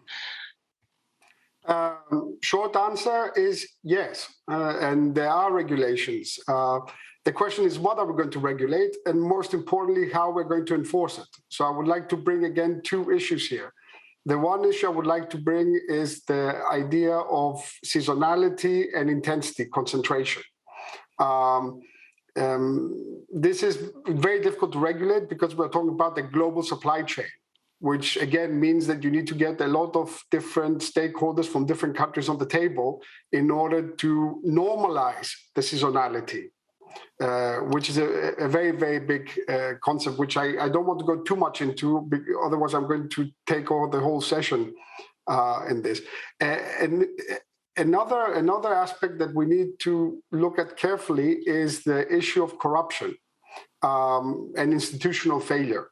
What we know from tourism and tourist competitiveness Some countries, they manage actually to get significant economic benefits from tourism. It contributes to government revenues. You get foreign exchange earnings. You generate employment. You become more competitive compared to other regions, and you also have like social, cultural benefits. People get informed. They develop an empathy with the community and the country they're visiting. It fosters peace. It can also act as a revitalization for the local culture, ensure that population does not leave and stays in the traditional areas. So there are plenty of benefits. So the question is, what makes the difference? And to a certain degree, the difference is made in the ability to generate benefits and make sure they're distributed accordingly and productively in the same community. And this requires institutions. And dysfunctional institutions, corrupt institutions, are the ones basically that we can set the standards, we can set the regulations, we know the best practices. But if we have institutional failure at the local level, it will be impossible to make anything work. So the two aspects I would like to highlight in this respect is the whole issue of seasonality, in order to normalize it, to make sure we can redirect tourist flows at the right time, at the right place, and a bit of reduction of concentration of tourism activity from certain areas to a wider area. And if we have institutional support and we are able to reduce corruption, which is due to the dysfunctionality of those institutions, I think we would have come a very, very long way in terms of regulating tourism in a sustainable and productive way. So how do you think that, or how could we actually do this in practice? I think it's a very interesting concept, obviously, ensuring that we can, spread out the burden in a way, or the pleasure of tourism throughout the season or the seasons. And of course, at the same time, also ensuring that more of the benefits from tourism also fall on the local communities. How can we ensure that that happens? Let me give you some examples. In some cases, it could be a simple issue of coordination. If we look at cruise tourism, the big problem, for example, is that you have 5 cruises arriving at the same day at a particular destination. Now, the question is, would it not be possible to plan this a bit differently in advance, and so that we have, during the week, 1 ship a day? This would spread the whole volume within 5 days. Now, the reason why this is not happening is a number of reasons. It's the planning horizon of the cruise operator. It's the planning horizon and possibilities of the ports, and to a certain degree, a lack of communication and coordination between the correct parties. It's just a simple example. Then you see in other cities which are, let's say, more smart, they're digitalized. It's very easy for the tourists to see online what's happening where and what's the traffic in which place, and reduce congestion and overcrowding with certain attractions. So there's not one big solution with this. I think technology has a role to play if it's utilized correctly. I think to a certain degree, monitoring and knowing where the benefits are. I mean, currently, how do we actually measure productivity of tourism? We measure it very simply: how many arrivals and spending. That's it. But there are plenty of other key performance indicators we can use to monitor, and not just to report them, but to act on them. And I think, again, this is a bit of a political challenge. So there are practical solutions. There are, let's say, technological solutions. I think technology has a large role to play here. And there are also, let's say, governance-related solutions which require political will. And that's not always so easy to foster up. But I think in essence, what you're saying is that it's definitely doable. And of course, it comes back to the core of this topic, which is cooperation, dialogue, involvement, and sharing of data, sharing of information, and possibly also sharing of benefits and resources. So turning back to you, Adam, what do you see as the way forward for sustainability to occur? Yeah, I think in terms of sustainability, Alexis has just touched something that I think could be a way forward for areas like mine, regions of West Africa. Seasonality. These are the impact of these changes in the weather and the ecosystems are usually overlooked when we sign national accords or sub-regional accords. So to me, in order to operationalize the accords we've signed, for example, for protection of ocean resources at national level, various countries, be at sub-regional level, or even global level, can only work if we try to practicalize it. So what he said, for example, about seasonality, all of these species that we are trying to protect, for example, many of them are migratory. So if I say ban it in country A, ban the exploitation of fish species, for example, A, in country A, then it moves to another country who sold all his or her fishing rights to another region. So these things need to be harmonized and operationalized, and it is not for the lack of accords for implementing these things. It is just that people sign and they forget what they signed, whether it is in terms of West African states, or it is small island nations, or it is at the global level for marine protection. Operationalize these accords, strengthen the partnerships, and most importantly, give prominence to ocean research, because we can formulate policies, we can formulate fishing regulations, but if it is not based on sound scientific research, we will go back 2 steps forward, 3 steps back. So this is what I think is the way forward, taking into consideration my sub-region, but also the global picture as a whole. Thank you. And that's, of course, at the core of the UN decade. And hopefully we will see strong support and increasing financial contributions to the UN decade to really ensure that we have the science that we need to get all that information so that we can manage the oceans in a much better way. But Kemal, I saw you nodding while Adam was speaking. And of course, one way of ensuring what she's saying is using marine spatial planning, not at a local level necessarily, but of course, locally, nationally, regionally, globally. How can we use technology, also building on Alexis's point, to advance marine spatial planning and protection for a productive ocean? Thank you, Nina. Yes, I think we can use technology in several ways, and we are currently using technology for several ways in marine spatial planning. One example is that this AIS data that we are getting from satellites, and we are checking where the fisherman is going mainly to understand the pressures in the ocean. At the same time, we are checking all the shipping traffic and where mainly the main transportation ships are passing through. Even there are more interesting examples that scientists are checking now the Instagram posts and trying to understand where people are going for tourism activities and try to see where's the real pressure for tourism to understand their social media activities.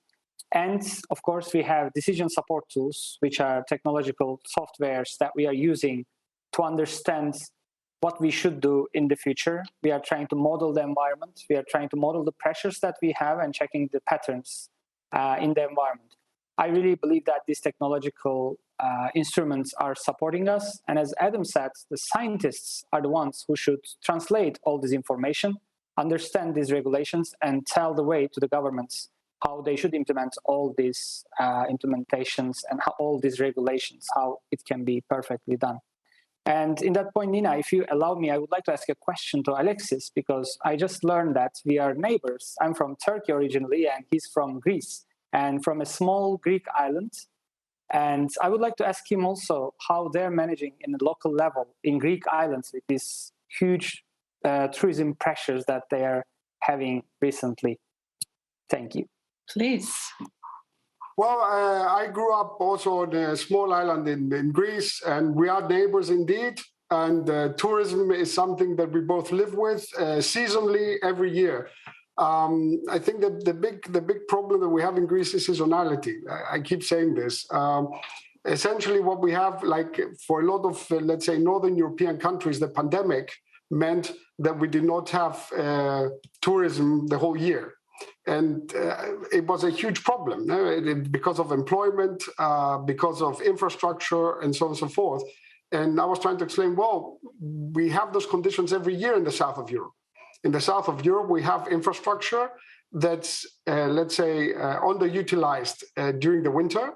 And for the summer, is not big enough. The population of the island of Rhodes, for example, becomes like 3 times the local population. And so you have to have the infrastructure needs to support a big amount of people, let's say for 4 months, 5 months. And the rest of the year, it has to be paid for while there's nobody there. So there are similar issues, but Kemal will probably report from Turkey with the big Riviera, the Turkish Riviera coast, which has been huge infrastructure investments. And the big issue there is to see how to extend the season, to add a month in the back and a month in the front in order to reduce the underutilized months. And I mean, this is the same thing we are all fighting with. At the end of the day, the question is who owns the hotels? Who owns the incoming agents? Who owns the transport? Who owns the shops? Who, at the end of the day, earns the money? Who taxes it? And where do the taxes get fed into? This is what we're talking about. And I think those are the big challenges. That's why I keep coming about institutions and political will, and a bit of a perspective that goes beyond the next election. So we're talking about a planning horizon that extends the 4 years. And I would imagine that these are the same issues that Kemal would report. I mean, I can see Turkey next door when I'm back home. It's 11 kilometers. You can practically see the cars. And we also have the same problems. And for me, it's very interesting when I talk to everyone here, and this is not the first time we've talked, we all have common denominators. It's very easy for us to pick on where the other one left. And we come from totally different backgrounds, different countries. And this in itself says a lot. We have different specialists from different parts of the world with different backgrounds, and they seem to be talking about the same thing without problems. So there is a lot of things in common here. And I think this is a bit of food for thought for all of us. And I think it also brings back to the core point of dialogue, collaboration, involvement, sharing of information, data, exchanging what your challenges are, finding joint solutions that we will all benefit from. In terms of tourism, an interesting perspective or idea is, people are increasingly also looking for unique experiences, and all of these places around the world have seasonality or unique features that are special in the different seasons, but that tourists aren't necessarily exploring because they're just thinking in a very traditional way, or maybe it's the tourism operators also thinking in a very traditional way. And in Norway, for example, we used to always or only have tourists coming to the Lofoten Islands in the summertime because in the wintertime it's completely pitch black. But now that in itself has become a tourist attraction, and people want to come because it's cold, it's dark, it's something very unusual. Do you find that tourism operators are thinking in a too limited scope to enable that kind of seasonality to take place? And should they be then listening or engaging more with the local communities to get their perspectives and insights into key oceanographic features, migrating species, other exciting things happening in the region that could be of interest to tourism? Yeah, definitely. It's a very, very simple answer. No? Of course. There are a lot of niches happening, and I think now with the pandemic, we've also developed, let's say, a different taste for tourism. A lot of us were not able to travel during the pandemic, and I think it made people reflect about why they travel and what they want to get out of it. It also showed the local communities what their life is like without tourism. Again, I can give you an example. I happened to visit home I was back in Rhodes in the summer, and I just realized that in my 47 years of age, I had never experienced a summer on my home island without tourists. Never. And I mean, this was quite spectacular to see what my island looks like with actual not full of people. And I think this is a transformative experience for the locals as well as for the people who are traveling, the travelers, the tourists, who realize that it's not self-understood that I can go there. And actually, I'm fed up with my familiar foods or familiar environment. I want something new. I need some novelty. So I think the pandemic did have this kind of effect. It made us reflect. It makes us appreciate. The question is, are we able to now capitalize on this? And are we able to make this new reflection, this new knowledge that we acquired due to this crisis to a sustainable reality? And I think this is, again, the challenge. And I think there, I'll come back to what you said, Nina. I think tour operators, as well as destinations, have a role to play. Because there's demand and there's supply. The tour operators, the cruise operators, they try to serve demand, but you also need to develop the right products. And if I may say one last thing, I remember, for example, my father, he was working a lot with cruise ships. I come from a tourism family, actually. And he used to try to get the people from the old town medieval city of Rhodes. He said we should try and bring cruise ships off season. He managed to come into contact with cruise operators and have them send cruise ships off season. But the people in the old city of Rhodes, the medieval town, were not willing to open the shops. So it's always a give and take. And it needs both sides. It's very easy to put the responsibility on corporations or politicians, whatever, but I think everyone is responsible and everyone's accountable. And I cannot stress this enough. This is why I say it needs to be managed. And it should not be managed by others. Very true, and good closing remarks. So we have not received any questions actually from the audience, but we are getting. We have fantastic. Nina, we did get questions. Actually, I'm sad that we just got them in because I kept scribbling and I have so many questions and won't have time. Let me just say that I prefer traveling off-season. Alexis, whether you like it or not, that I'll be on your island when you think it's yours, I prefer off-season travel. But let me just bring in certainly the first question that we got in now. How could regulation of carbon emissions support a productive ocean? The regulation of carbon emissions, what role would that play in supporting a productive ocean? Nina, who would you like to hand this question to? Well, maybe let's see if there are any takers. Kemal? I believe regulations on carbon emissions would support the ocean productivity 100%. But of course, we should also check at the same time when we are making these regulations, how it is affecting the economic activity in the ocean.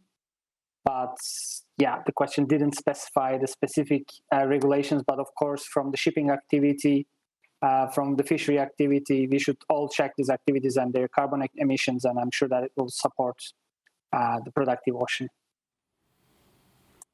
Shakuntala? This brings me back to the question, to the issues we started at the beginning. Well, we have a lot of data. We have a lot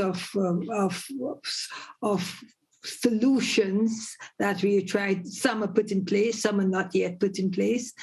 But if we do not work with the principles of just social equity and having just solutions for all, taking into consideration different population group, different actors, then we are not going to get very far. And we need these principles from the very beginning in all sectors, at governments, in the private sector, and also at the community level. Even at communities, you have the very powerful members of community and the vulnerable members of community. And I do think governments play a major role in ensuring that there are certain principles that we all live up to, no matter what actions we taking place, so that we can ensure and maintain the production of oceans. I would also like to add, Nina, thank you for hosting this panel.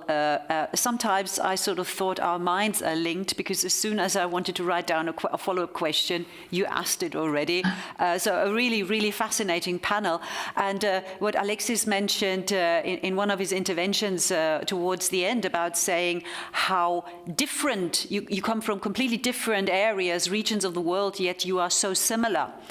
I was wondering whether that also translates to your different local, national institutions and governments, because in that case, if you're so different yet similar, maybe you can find that common ground that is necessary to get the kind of regulation that has been discussed in this panel in order to have a sustainable ocean and one that is also, when it comes to its wealth, fairly distributed.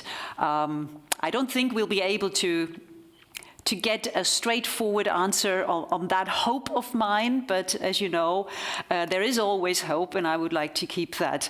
So a big thank you, Nina, and a big thank you to this fantastic opening panel of this Ocean Decade Laboratory. Thank you so much. Thank you, Monica. Thanks for having us. Thank you. Thank you so much. Thank you.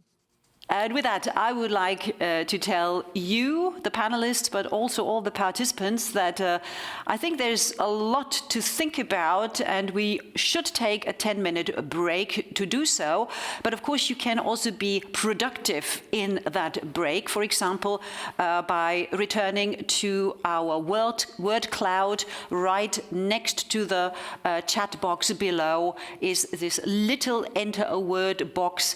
What is a productive ocean for you? One word ideally would be fantastic right now. Most of you agree it is the word sustainable, but that can change throughout the word cloud. So do have a look at that.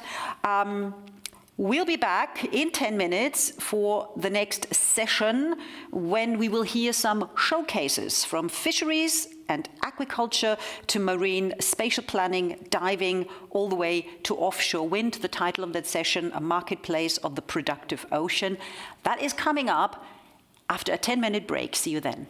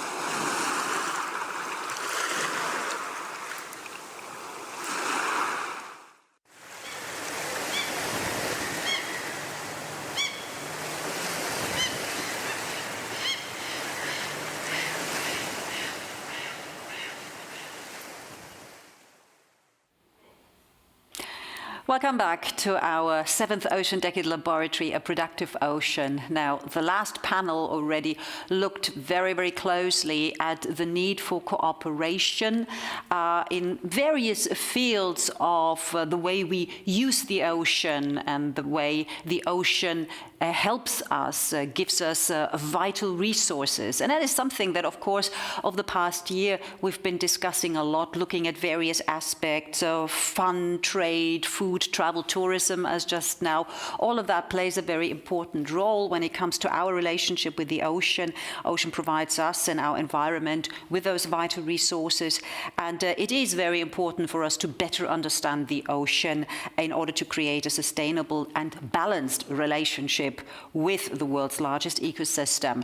So now we have a fantastic session coming up because we're now looking at 5 showcases to demonstrate a productive ocean.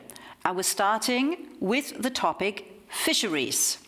And for that, welcoming now Merete Tanstad. She is, and there she is, hello.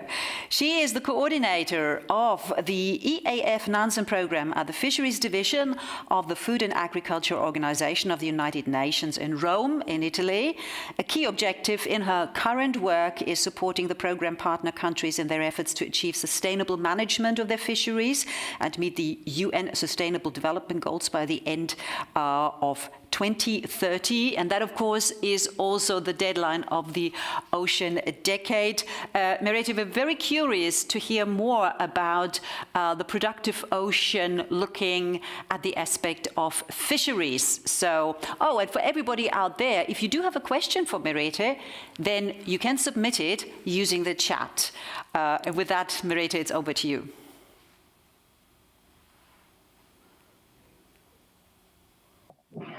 Thank you very much. I actually have a recorded presentation that I would like to share with you, and then I'm open for all questions and interventions afterwards. So I leave it to the technical team to run the presentation. So thank you. They'll handle it.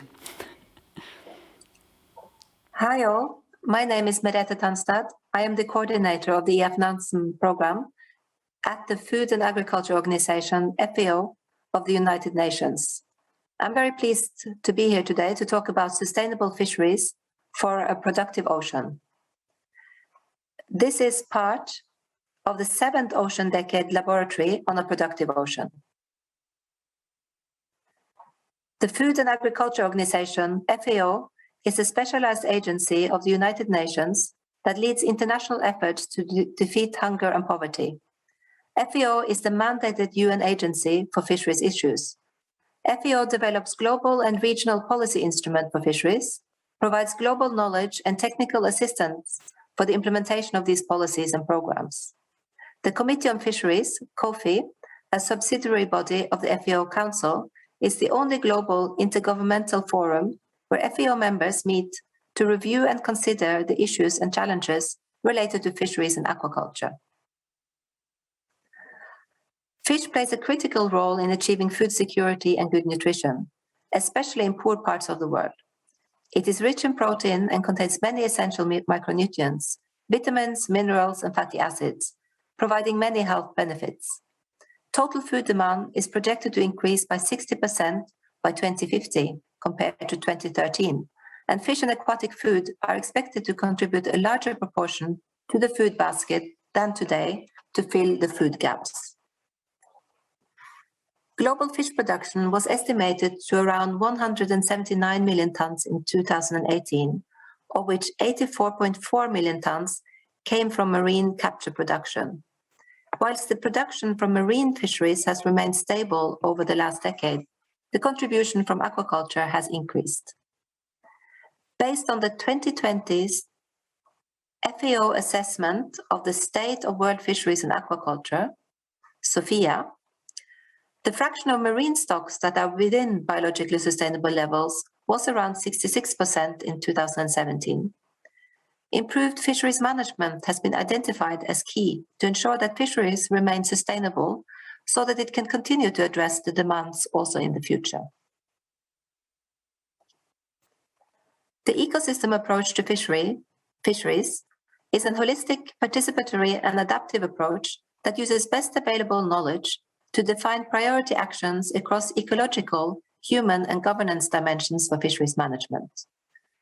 The ecosystem approach to fisheries, or EAF, has been identified as the appropriate framework for fisheries management by COFI, and its importance as an effective framework for integrating conservation and sustainable utilization objectives was reiterated in the 2021 COFI Declaration. FAO actively supports its implementation through a range of activities and major projects. Working with around 75 countries, FAO and its partners have supported the development and implementation of EAF in over 50 fisheries management plans across Africa, the Mediterranean, Asia and the Pacific, and Latin America and the Caribbean, in close collaboration with national authorities, other organizations, and donors. One of the landmark FAO initiatives on the implementation of EAF is the Nansen Programme. Initiated in 1975 with the aim of studying fishery resources in poorly known oceans, over time, the programme has broadened its scope around the constant core aim of addressing food and nutrition insecurity in the developing world. Today, the EAF Nansen Programme works with 32 partner countries in Africa and the Bay of Bengal to tackle the multiple dimensions of food insecurity by recognizing emerging threats such as impacts of climate change and marine pollution, while focusing on governance and capacity issues related to fisheries that still hamper sustainable use of the oceans in many parts of the world. The programme is executed by FAO in close collaboration with the Institute of Marine Research of Bergen, Norway, and funded by the Norwegian Agency for Development Cooperation, NORAD. The main areas of work of the programme include science, to support partner countries to generate knowledge and produce relevant and timely evidence-based advice for management. The programme uses the research vessel Dr. Fridtjof Nansen to conduct surveys on marine resources and ecosystems. The surveys follows an agreed overall survey plan related to supporting achievements of the programme objectives. The programme's science plan guides the data to be collected and the research to be conducted. Since 2017, 850 days of research at sea, involving over 800 participants for partner countries and other collaborating institutes, have been conducted. The second area of work is fisheries management. To support partner countries with the implementation of the ecosystem approach to fisheries and to promote collaboration for shared stock management. The programme has developed two recent tools, one for EAF implementation monitoring and one for legal and policy diagnostic analysis. Support is also provided to projects in the field, including small and pelagic fisheries management in the United Republic of Tanzania, shared sardinella stocks in Northwest Africa, and the beach seine fisheries in the Gulf of Guinea, including tackling marine litter. Finally, the third area of work relates to capacity development. To develop human and organizational capacity to manage fisheries sustainably according to the EAF principles. This includes courses under a technical training network, as well as studentship and mentoring programs. 11 students have been selected for the studentship program, contributing to the science plan, and 6 candidates have been selected to benefit from the mentoring program. Promoting gender equality across all activities is a key priority of the program. The EAF Nansen program is pleased to have been recognized as a contributor to the UN Decade of Ocean Science and looks forward to collaboration with other decade actors and the discussions to come.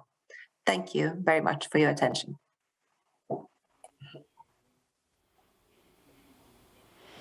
Well, thank you so much, Merete, for this presentation of your the very broad work that the FAO and the EAF Nansen program are actually contributing to a productive ocean. But perhaps the question, perhaps you could highlight some key elements that you consider to be key elements for the EAF to contribute towards a productive ocean.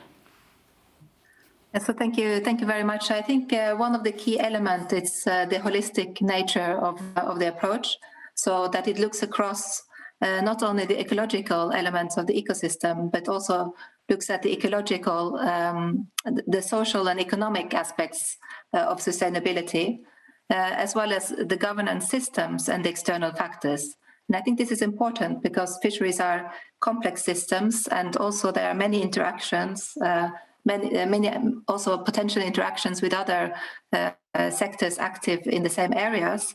And also it is a multidisciplinary task of managing fisheries. So this part is important. The other part is the process itself. I think it is a participatory and adaptive process. So it's also based on the use of best available knowledge for decision making. So this process gives and provides opportunities and also ownership of the different stakeholders to contribute to the process and decide on the management measures, the priority management measures to be taken. So this, of course, also then builds interest and buy-in in terms of those who would like to contribute, and hopefully also then continue to contribute with the implementation. Right, and Merete, you've already given, in this presentation, you mentioned the partner countries that the AAF Nansen program supports. 32, I think, was the number you mentioned there. I was wondering, could you go perhaps a little bit more into detail as to exactly how the support, what it looks like? You mentioned science, for example, and data gathering. What happens to that data? Who benefits and how? Mm-hmm. So I think one of the key areas of work of the Nansen program has been in terms of supporting regional collaboration, and that is regional collaboration for research, but also for fisheries management. So looking at, for example, the regional collaboration in terms of the use of the Dr. Fridtjof Nansen. So this is a unique possibility of creating and building knowledge for a region, but also in terms of building the capacity of scientists from the regions that we work with in ocean matters and also fisheries matters. And it creates a unique network as well, because you're always there together with others working with hands-on work, being guided with of course, the crew, very experienced crew, but also with the experienced scientists from the Institute of Marine Research of Norway, but also other international scientists. So this is, I believe, a unique opportunity for collaboration. At the same time, specific field activities exist for operationalizing the ecosystem approach to fisheries in the countries, working with the different ministries and government institutions responsible for fisheries management. So you have this different combination of activities with the three elements that I think are really important to promote a productive ocean and fisheries sustainability: science, research, fisheries management, and capacity development. You had a beautiful chart very early on that was, I think it was the FAO chart about fisheries and aquaculture, because that is going to be our next showcase. So at this moment in time, Merete, I would like to thank you very much for contributing to this part of the laboratory. Thank you. Thank you. And next, as mentioned, it is the topic of aquaculture. And for that, I would like to bring in Flower Mzuya. She's a freelance senior researcher and an expert in seaweed aquaculture with over 30 years of experience. And Flower, we can see you already. Hello, good to have you with us. Let me just say a little bit more about you. Of course, people can read it all up in the speaker's corner, but here we are. You are the founder and chairperson of the Zanzibar Seaweed Cluster Initiative in Tanzania. You connect farmers and small-scale processors with research, government, and the private sector. And for the past 6 years, you've researched the impact of climate change on seaweed, and you're particularly committed to developing farming technologies to curb the impact of climate change, increase seaweed production, and improve farmers' livelihoods. All of that sounds super interesting, and we really look forward now to your presentation. Flower, over to you. Thank you very much. Can I have the slides? So.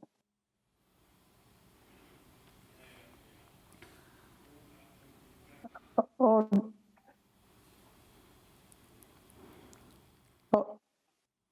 first slide. Okay. I am going to talk today to you about an initiative. You have heard in the introduction, our initiative is called the Zanzibar Seaweed Cluster Initiative. And this cluster initiative was created purposely because of innovation of the seaweed industry. The cluster initiative we operate in a model we call triple helix. Triple helix meaning that we have three pillars of working, conducting our activities. The first pillar is business. And when we talk of business, this includes seaweed farmers, small-scale processors, sellers of seaweed products, exporters of seaweed, and anyone who is doing business in the seaweed industry would be in our business pillar.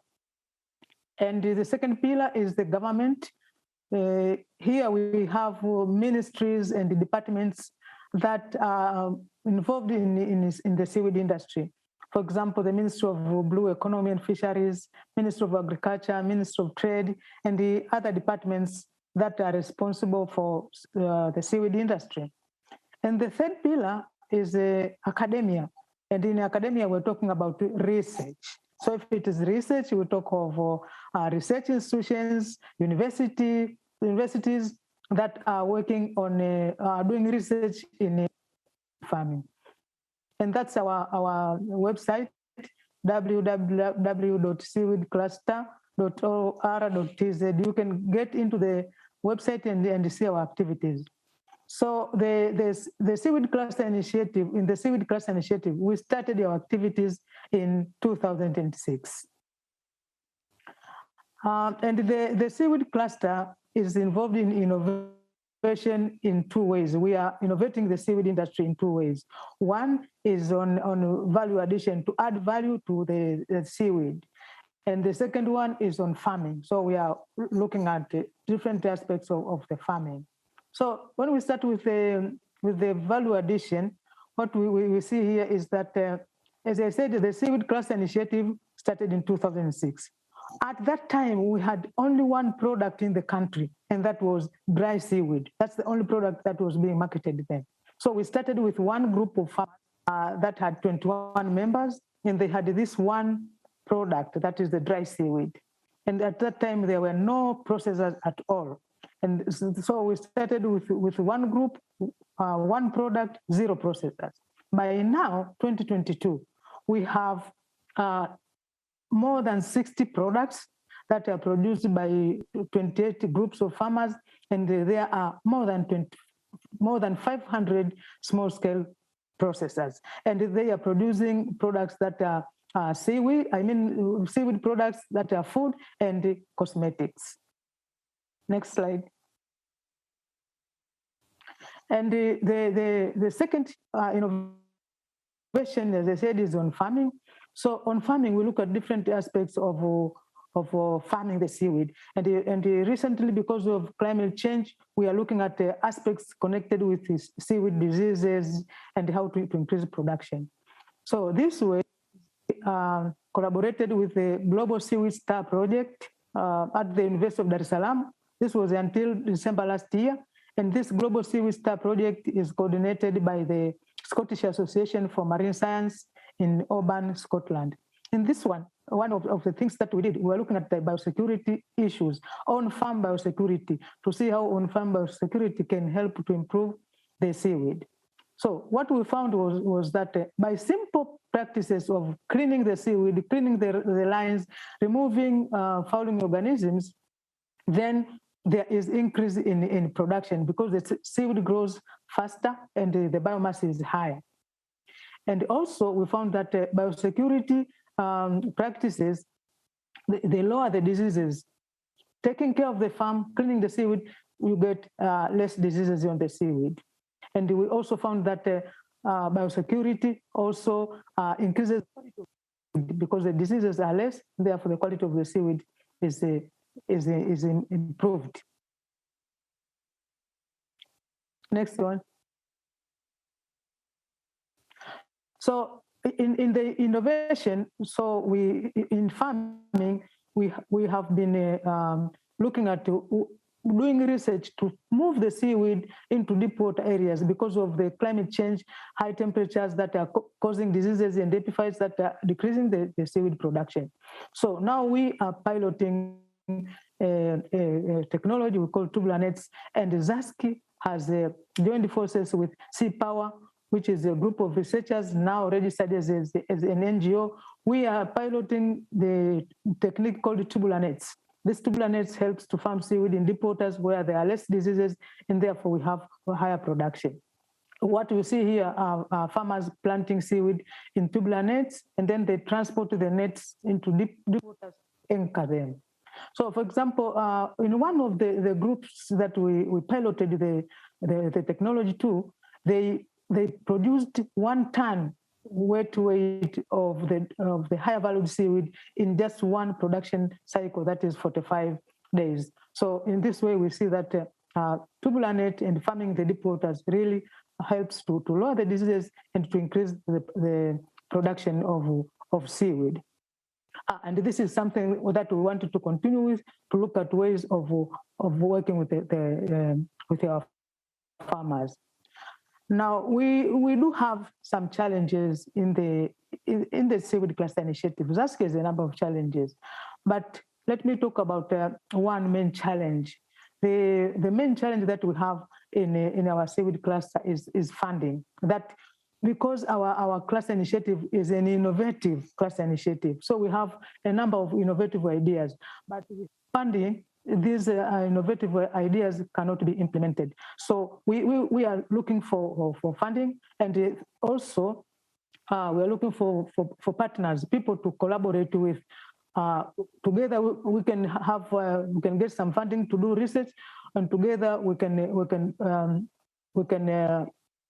come out with a more innovative work, and we can actually proceed with what the seaweed cluster initiative is doing. So that is all from me, and thank you very much for listening. Well, thank you. Thank you, Flower, for that presentation. And I have to say, it's really impressive to see like the humble beginnings and how you managed to scale up production in a relatively short period of time. You also mentioned challenges, and the biggest challenge being funding, as so often in so many fields and sectors of this world. But when it comes to the biggest barriers in order to increase seaweed production in your area, on the continent as a whole, does it come down to money only, or are there other aspects as well? Actually, there are other aspects. They are applicable not only to Tanzania, but also East Africa, even the whole continent, as you mentioned. When we talk of production, those who produce seaweed, they are farmers. And as farmers, they want to farm seaweed and get value for their effort. And the prices are quite low now, and this is because we are exporting the seaweed as raw material, and selling raw, we will get low prices, and this will discourage the farmers. So the main issue here is to add value, to valorize our seaweed, have seaweed processing in our own countries. When we process the seaweed, definitely the prices will increase, which will encourage the farmers to produce more seaweed. What about demand? I mean, is there enough demand, not just locally, but internationally for seaweed? Is that, if you like, a produce that has yet to be discovered? In the previous discussion, I don't know if you could follow that, Shakuntala was mentioning that the product or the food that comes from the ocean is not just fish, but also plant-based produce like seaweed.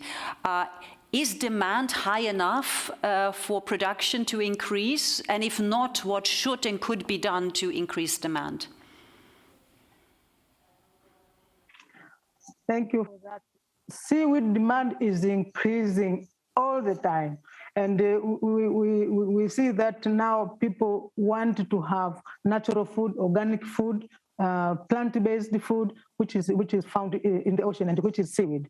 So worldwide, the demand is actually increasing, and whatever we produce, we can market, we can use it, because everyone wants to have a natural food product. And seaweed has been mentioned as one of those natural foods. And so the demand is quite high, going on many years to come. All right. Well, thank you so much, Flower. We have 3 more showcases coming up, so I have to wrap this up now. But thank you so much for your time and for your presentation. Thank you. And before I hand over to our next speaker, can I just remind all of you out there, and I hope you're still with us, that of course you're more than invited to submit your questions. Yes, I know we only have time for 1, maximum 2, but it's worth a try. So if you're interested, for example, in our next presentation, which is focusing on marine spatial planning, then do submit your questions. And for that next showcase, I would like to welcome Dr. Jorge Arturo Jimenez. He is the General Director of the Mar Viva Foundation for Costa Rica, Panama, and Colombia. And there he is already. Hello, good to see you. Let me also briefly share some other of your attributes with our viewers. Jorge has spent more than 30 years working on issues related to marine spatial planning, wetland conservation, and biological inventories. And among the many esteemed positions that he held in his career, and it would just go on too long if I mentioned all of them, I would just like to pick that he served as a chairman of the scientific committee of the Ramsar Convention, scientific director of Wetlands International, and he was the recipient of Costa Rica's National Science Award in 1990. Everything else you find in the speaker's corner. And with that, Jorge, I would like to hand over to you for your showcase. Thanks a lot. And if I might have the presentation, so I could start with the first slide, please.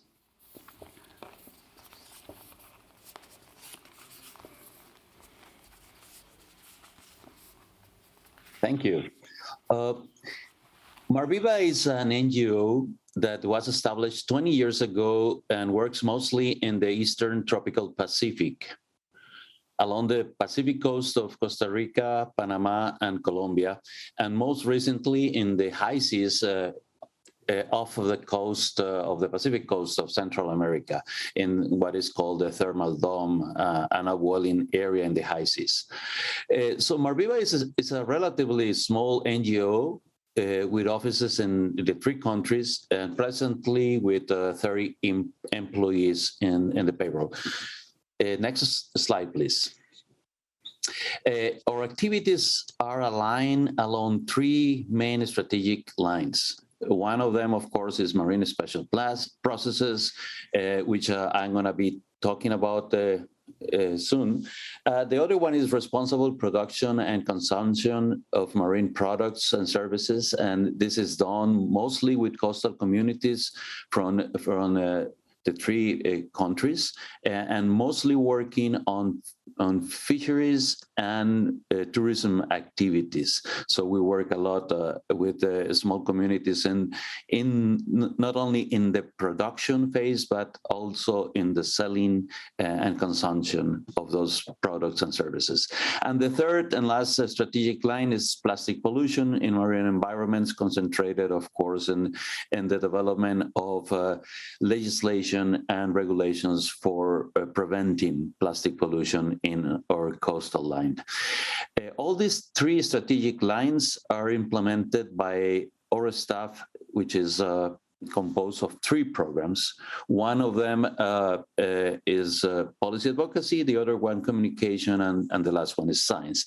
Policy and media advocacy are the main lines of work of Mar Viva, which are, of course, based on solid science provided by our science department.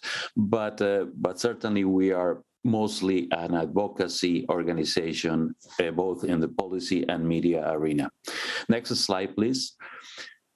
Within the line of marine spatial planning, Mar Viva has led training processes in several countries in Latin America, and for that purpose, we have developed guides, books, on conceptual and methodological issues related with the subject, and we have organized multiple sectorial workshops to discuss MSP processes in the region.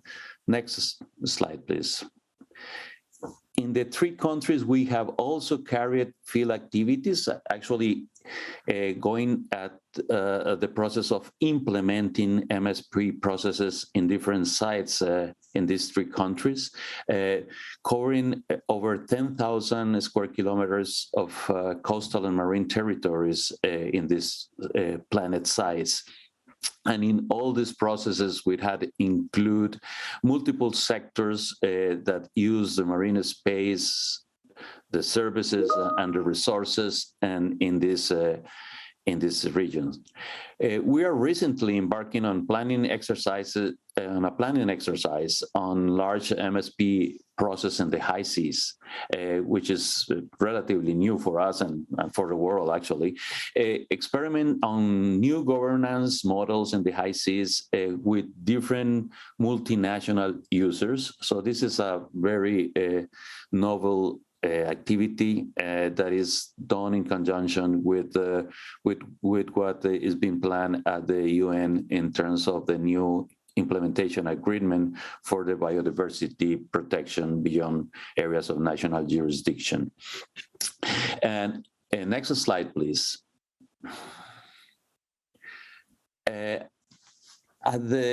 At each country, and associated with the development of the planning sites that I mentioned, we have supported the development of different governance models, both at local and national levels, helping in their legal constitution, the daily operation, and training of the membership of these governing bodies.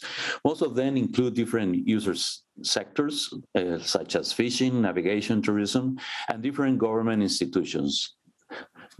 Next slide, please. In all the processes, we have faced challenges, but also we have taken into account opportunities. Something that it comes to us as a lesson learned is that while common principles are applicable for the MSP process, no interregional exportation of governance models is viable. There is a lot of variability in terms of political, institutional, and scientific environments in the different countries and regions, and they demand variable methods for each region. One of the other lessons that we have learned is that the state of the political and institutional framework in each country dictates the success of the MSP processes. And we are facing a lot of still underdeveloped institutions that are just learning about MSP. We are facing a lot of legal frameworks that do not favor MSP. So there is a lot of variance among the countries and the regions, which are certainly a function of the state of these political and institutional frameworks. We have confronted what we call the abandonment of MSP processes by institutions. So some processes that we have started, they are abandoned a couple of years later, and this erodes the credibility and interest on MSP processes by users and communities. So this is something that we should be avoiding in the future. And the weak institutions that we have usually result in what we call timid implementation of the MSP processes. Next slide, please. One of the lessons that we have also learned is that the market-driven processes are really effective helping in the implementation of the MSP processes. But the MSP processes require previous strengthening of government officials and local leaders in strengthening the participatory capacity of the different sectors and institutions, and developing a clear mandate and financial resources for what is called the organizing institution. Also, in many of our countries, the power centralized in the capitals usually reduce the involvement and relevance of local sectors at the local level. So while much experience and governance has been generated, we are still far from a successful implementation of MSP processes in the region. Institutional strengthening and legal frameworks are not yet up to the task. Still much work is needed. Thank you. Thank you. Thank you, Jorge, for this presentation. And I like the expression timid implementation of MSP. But I was wondering throughout, I mean, how exactly does marine spatial planning help to create a productive ocean, for example, in the Eastern Pacific? Well, one of the advantages of MSP processes is that actually it maximizes production while minimizing impact in the environment and impact in other users. So this is I think a model that is seeking a win-win situation in which not only the producers by the environment take advantage of the process. So we reduce a lot the impact of the users in the environment, but the users on other users also by adequate planning. All right. Jorge, I would love to ask you more questions, but time is not on our side. But thank you so much for presenting this very interesting showcase for us. We have two more showcases coming up. And the next one is a topic that I'm sure we all can associate with, even if we're not doing it practically ourselves or actively, namely diving. And for that, we welcome Sadie Afrin. She's a Nippon Fellow of the United Nations, a program of the Division of Ocean Affairs and Law of the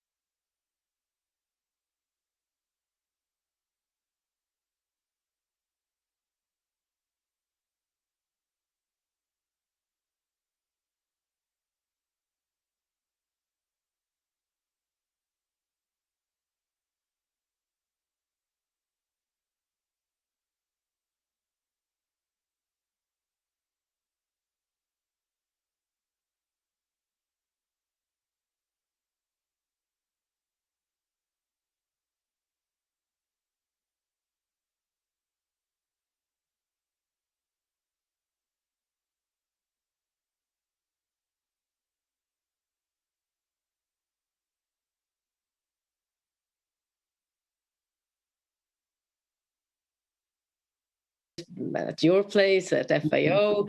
We deal with pollution at UNEP. We deal with social sustainability with UNDP and others, et cetera, et cetera.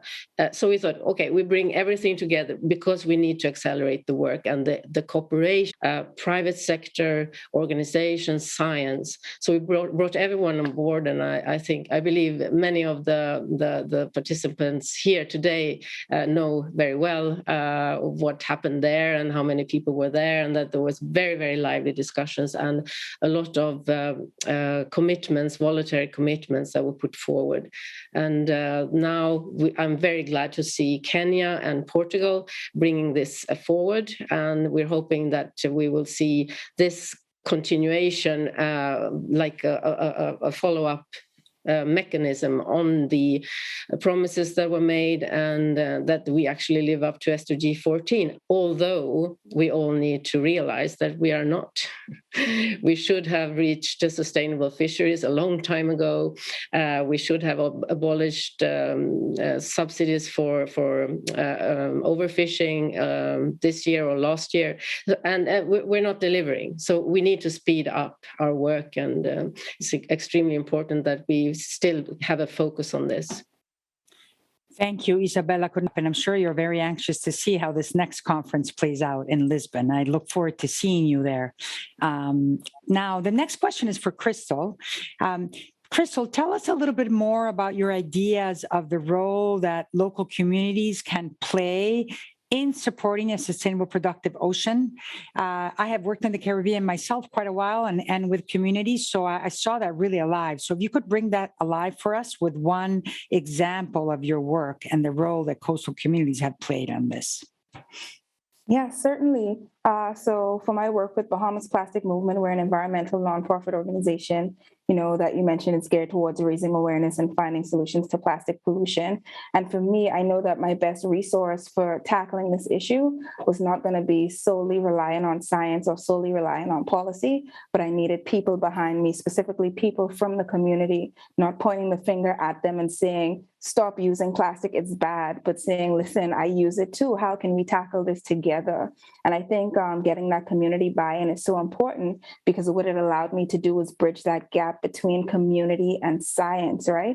And have them see that science is accessible. It can be as simple as going to the beach and picking up a piece of plastic and quantifying it. That's science, right? That then leads you to seeing the firsthand impacts of what's happening to the ocean, especially us being from coastal communities where we're so reliant. The ocean is our bloodline. We're seeing it. It's all tangible. It's in our hands. It's in our reach. And our community members are empowered to do something, right? And particularly in our community, I focus mostly on youth, children between the ages of 5 to 18 years old, who then not only go back into their community and spread that back into their homes, and they affect change from the inside, which when it came time for this ban on plastic within the Bahamas, we already had the community buy-in. We already had upwards to 7 years of work on the grounds, raising awareness of this issue, getting people connected, not only to the problem, but also to solutions. And so people understood, it made sense.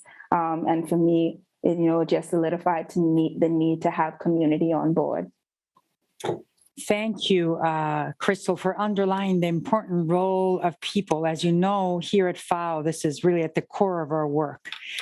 So I could not agree with you more, and it's really great to hear some of your experiences with people in the Bahamas.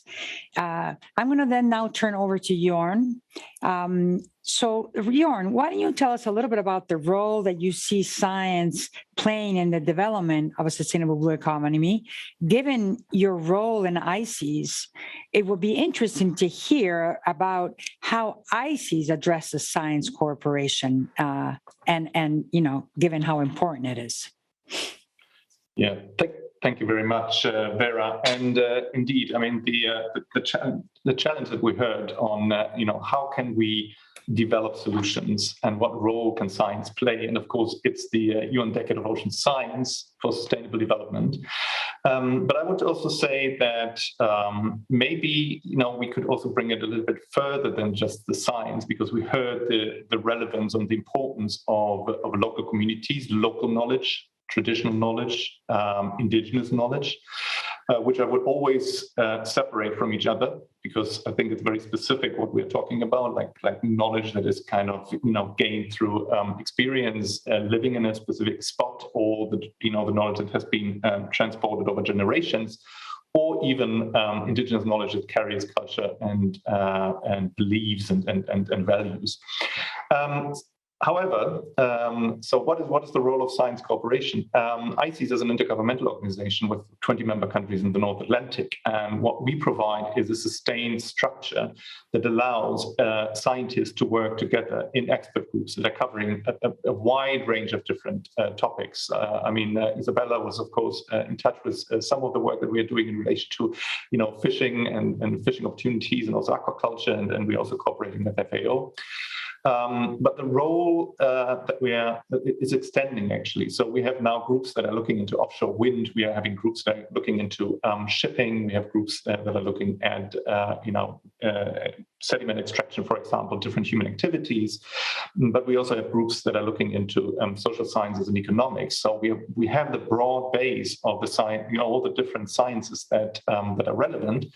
And now for us, of course, the challenge is because we are operating as a knowledge broker between science and policy on a relatively high level. So we are giving advice to the European Commission and member countries. So we are hardly ever really working directly with local communities. However, on the scientist level, on the expert group level, we start to have that engagement. And I think that is something where I also see a great importance on how we can, first of all, engage with the different sectors, but also how could we engage on the science, on the expert group level with the local communities, and how could we consider the knowledge that is available, but also how can we balance the different knowledge systems? Because scientific knowledge is a very specific the scientific method is a very specific method, but it's also not the same in all the disciplines. So you have very specific ways of producing knowledge in science if you're looking into natural sciences or if you're looking into social sciences.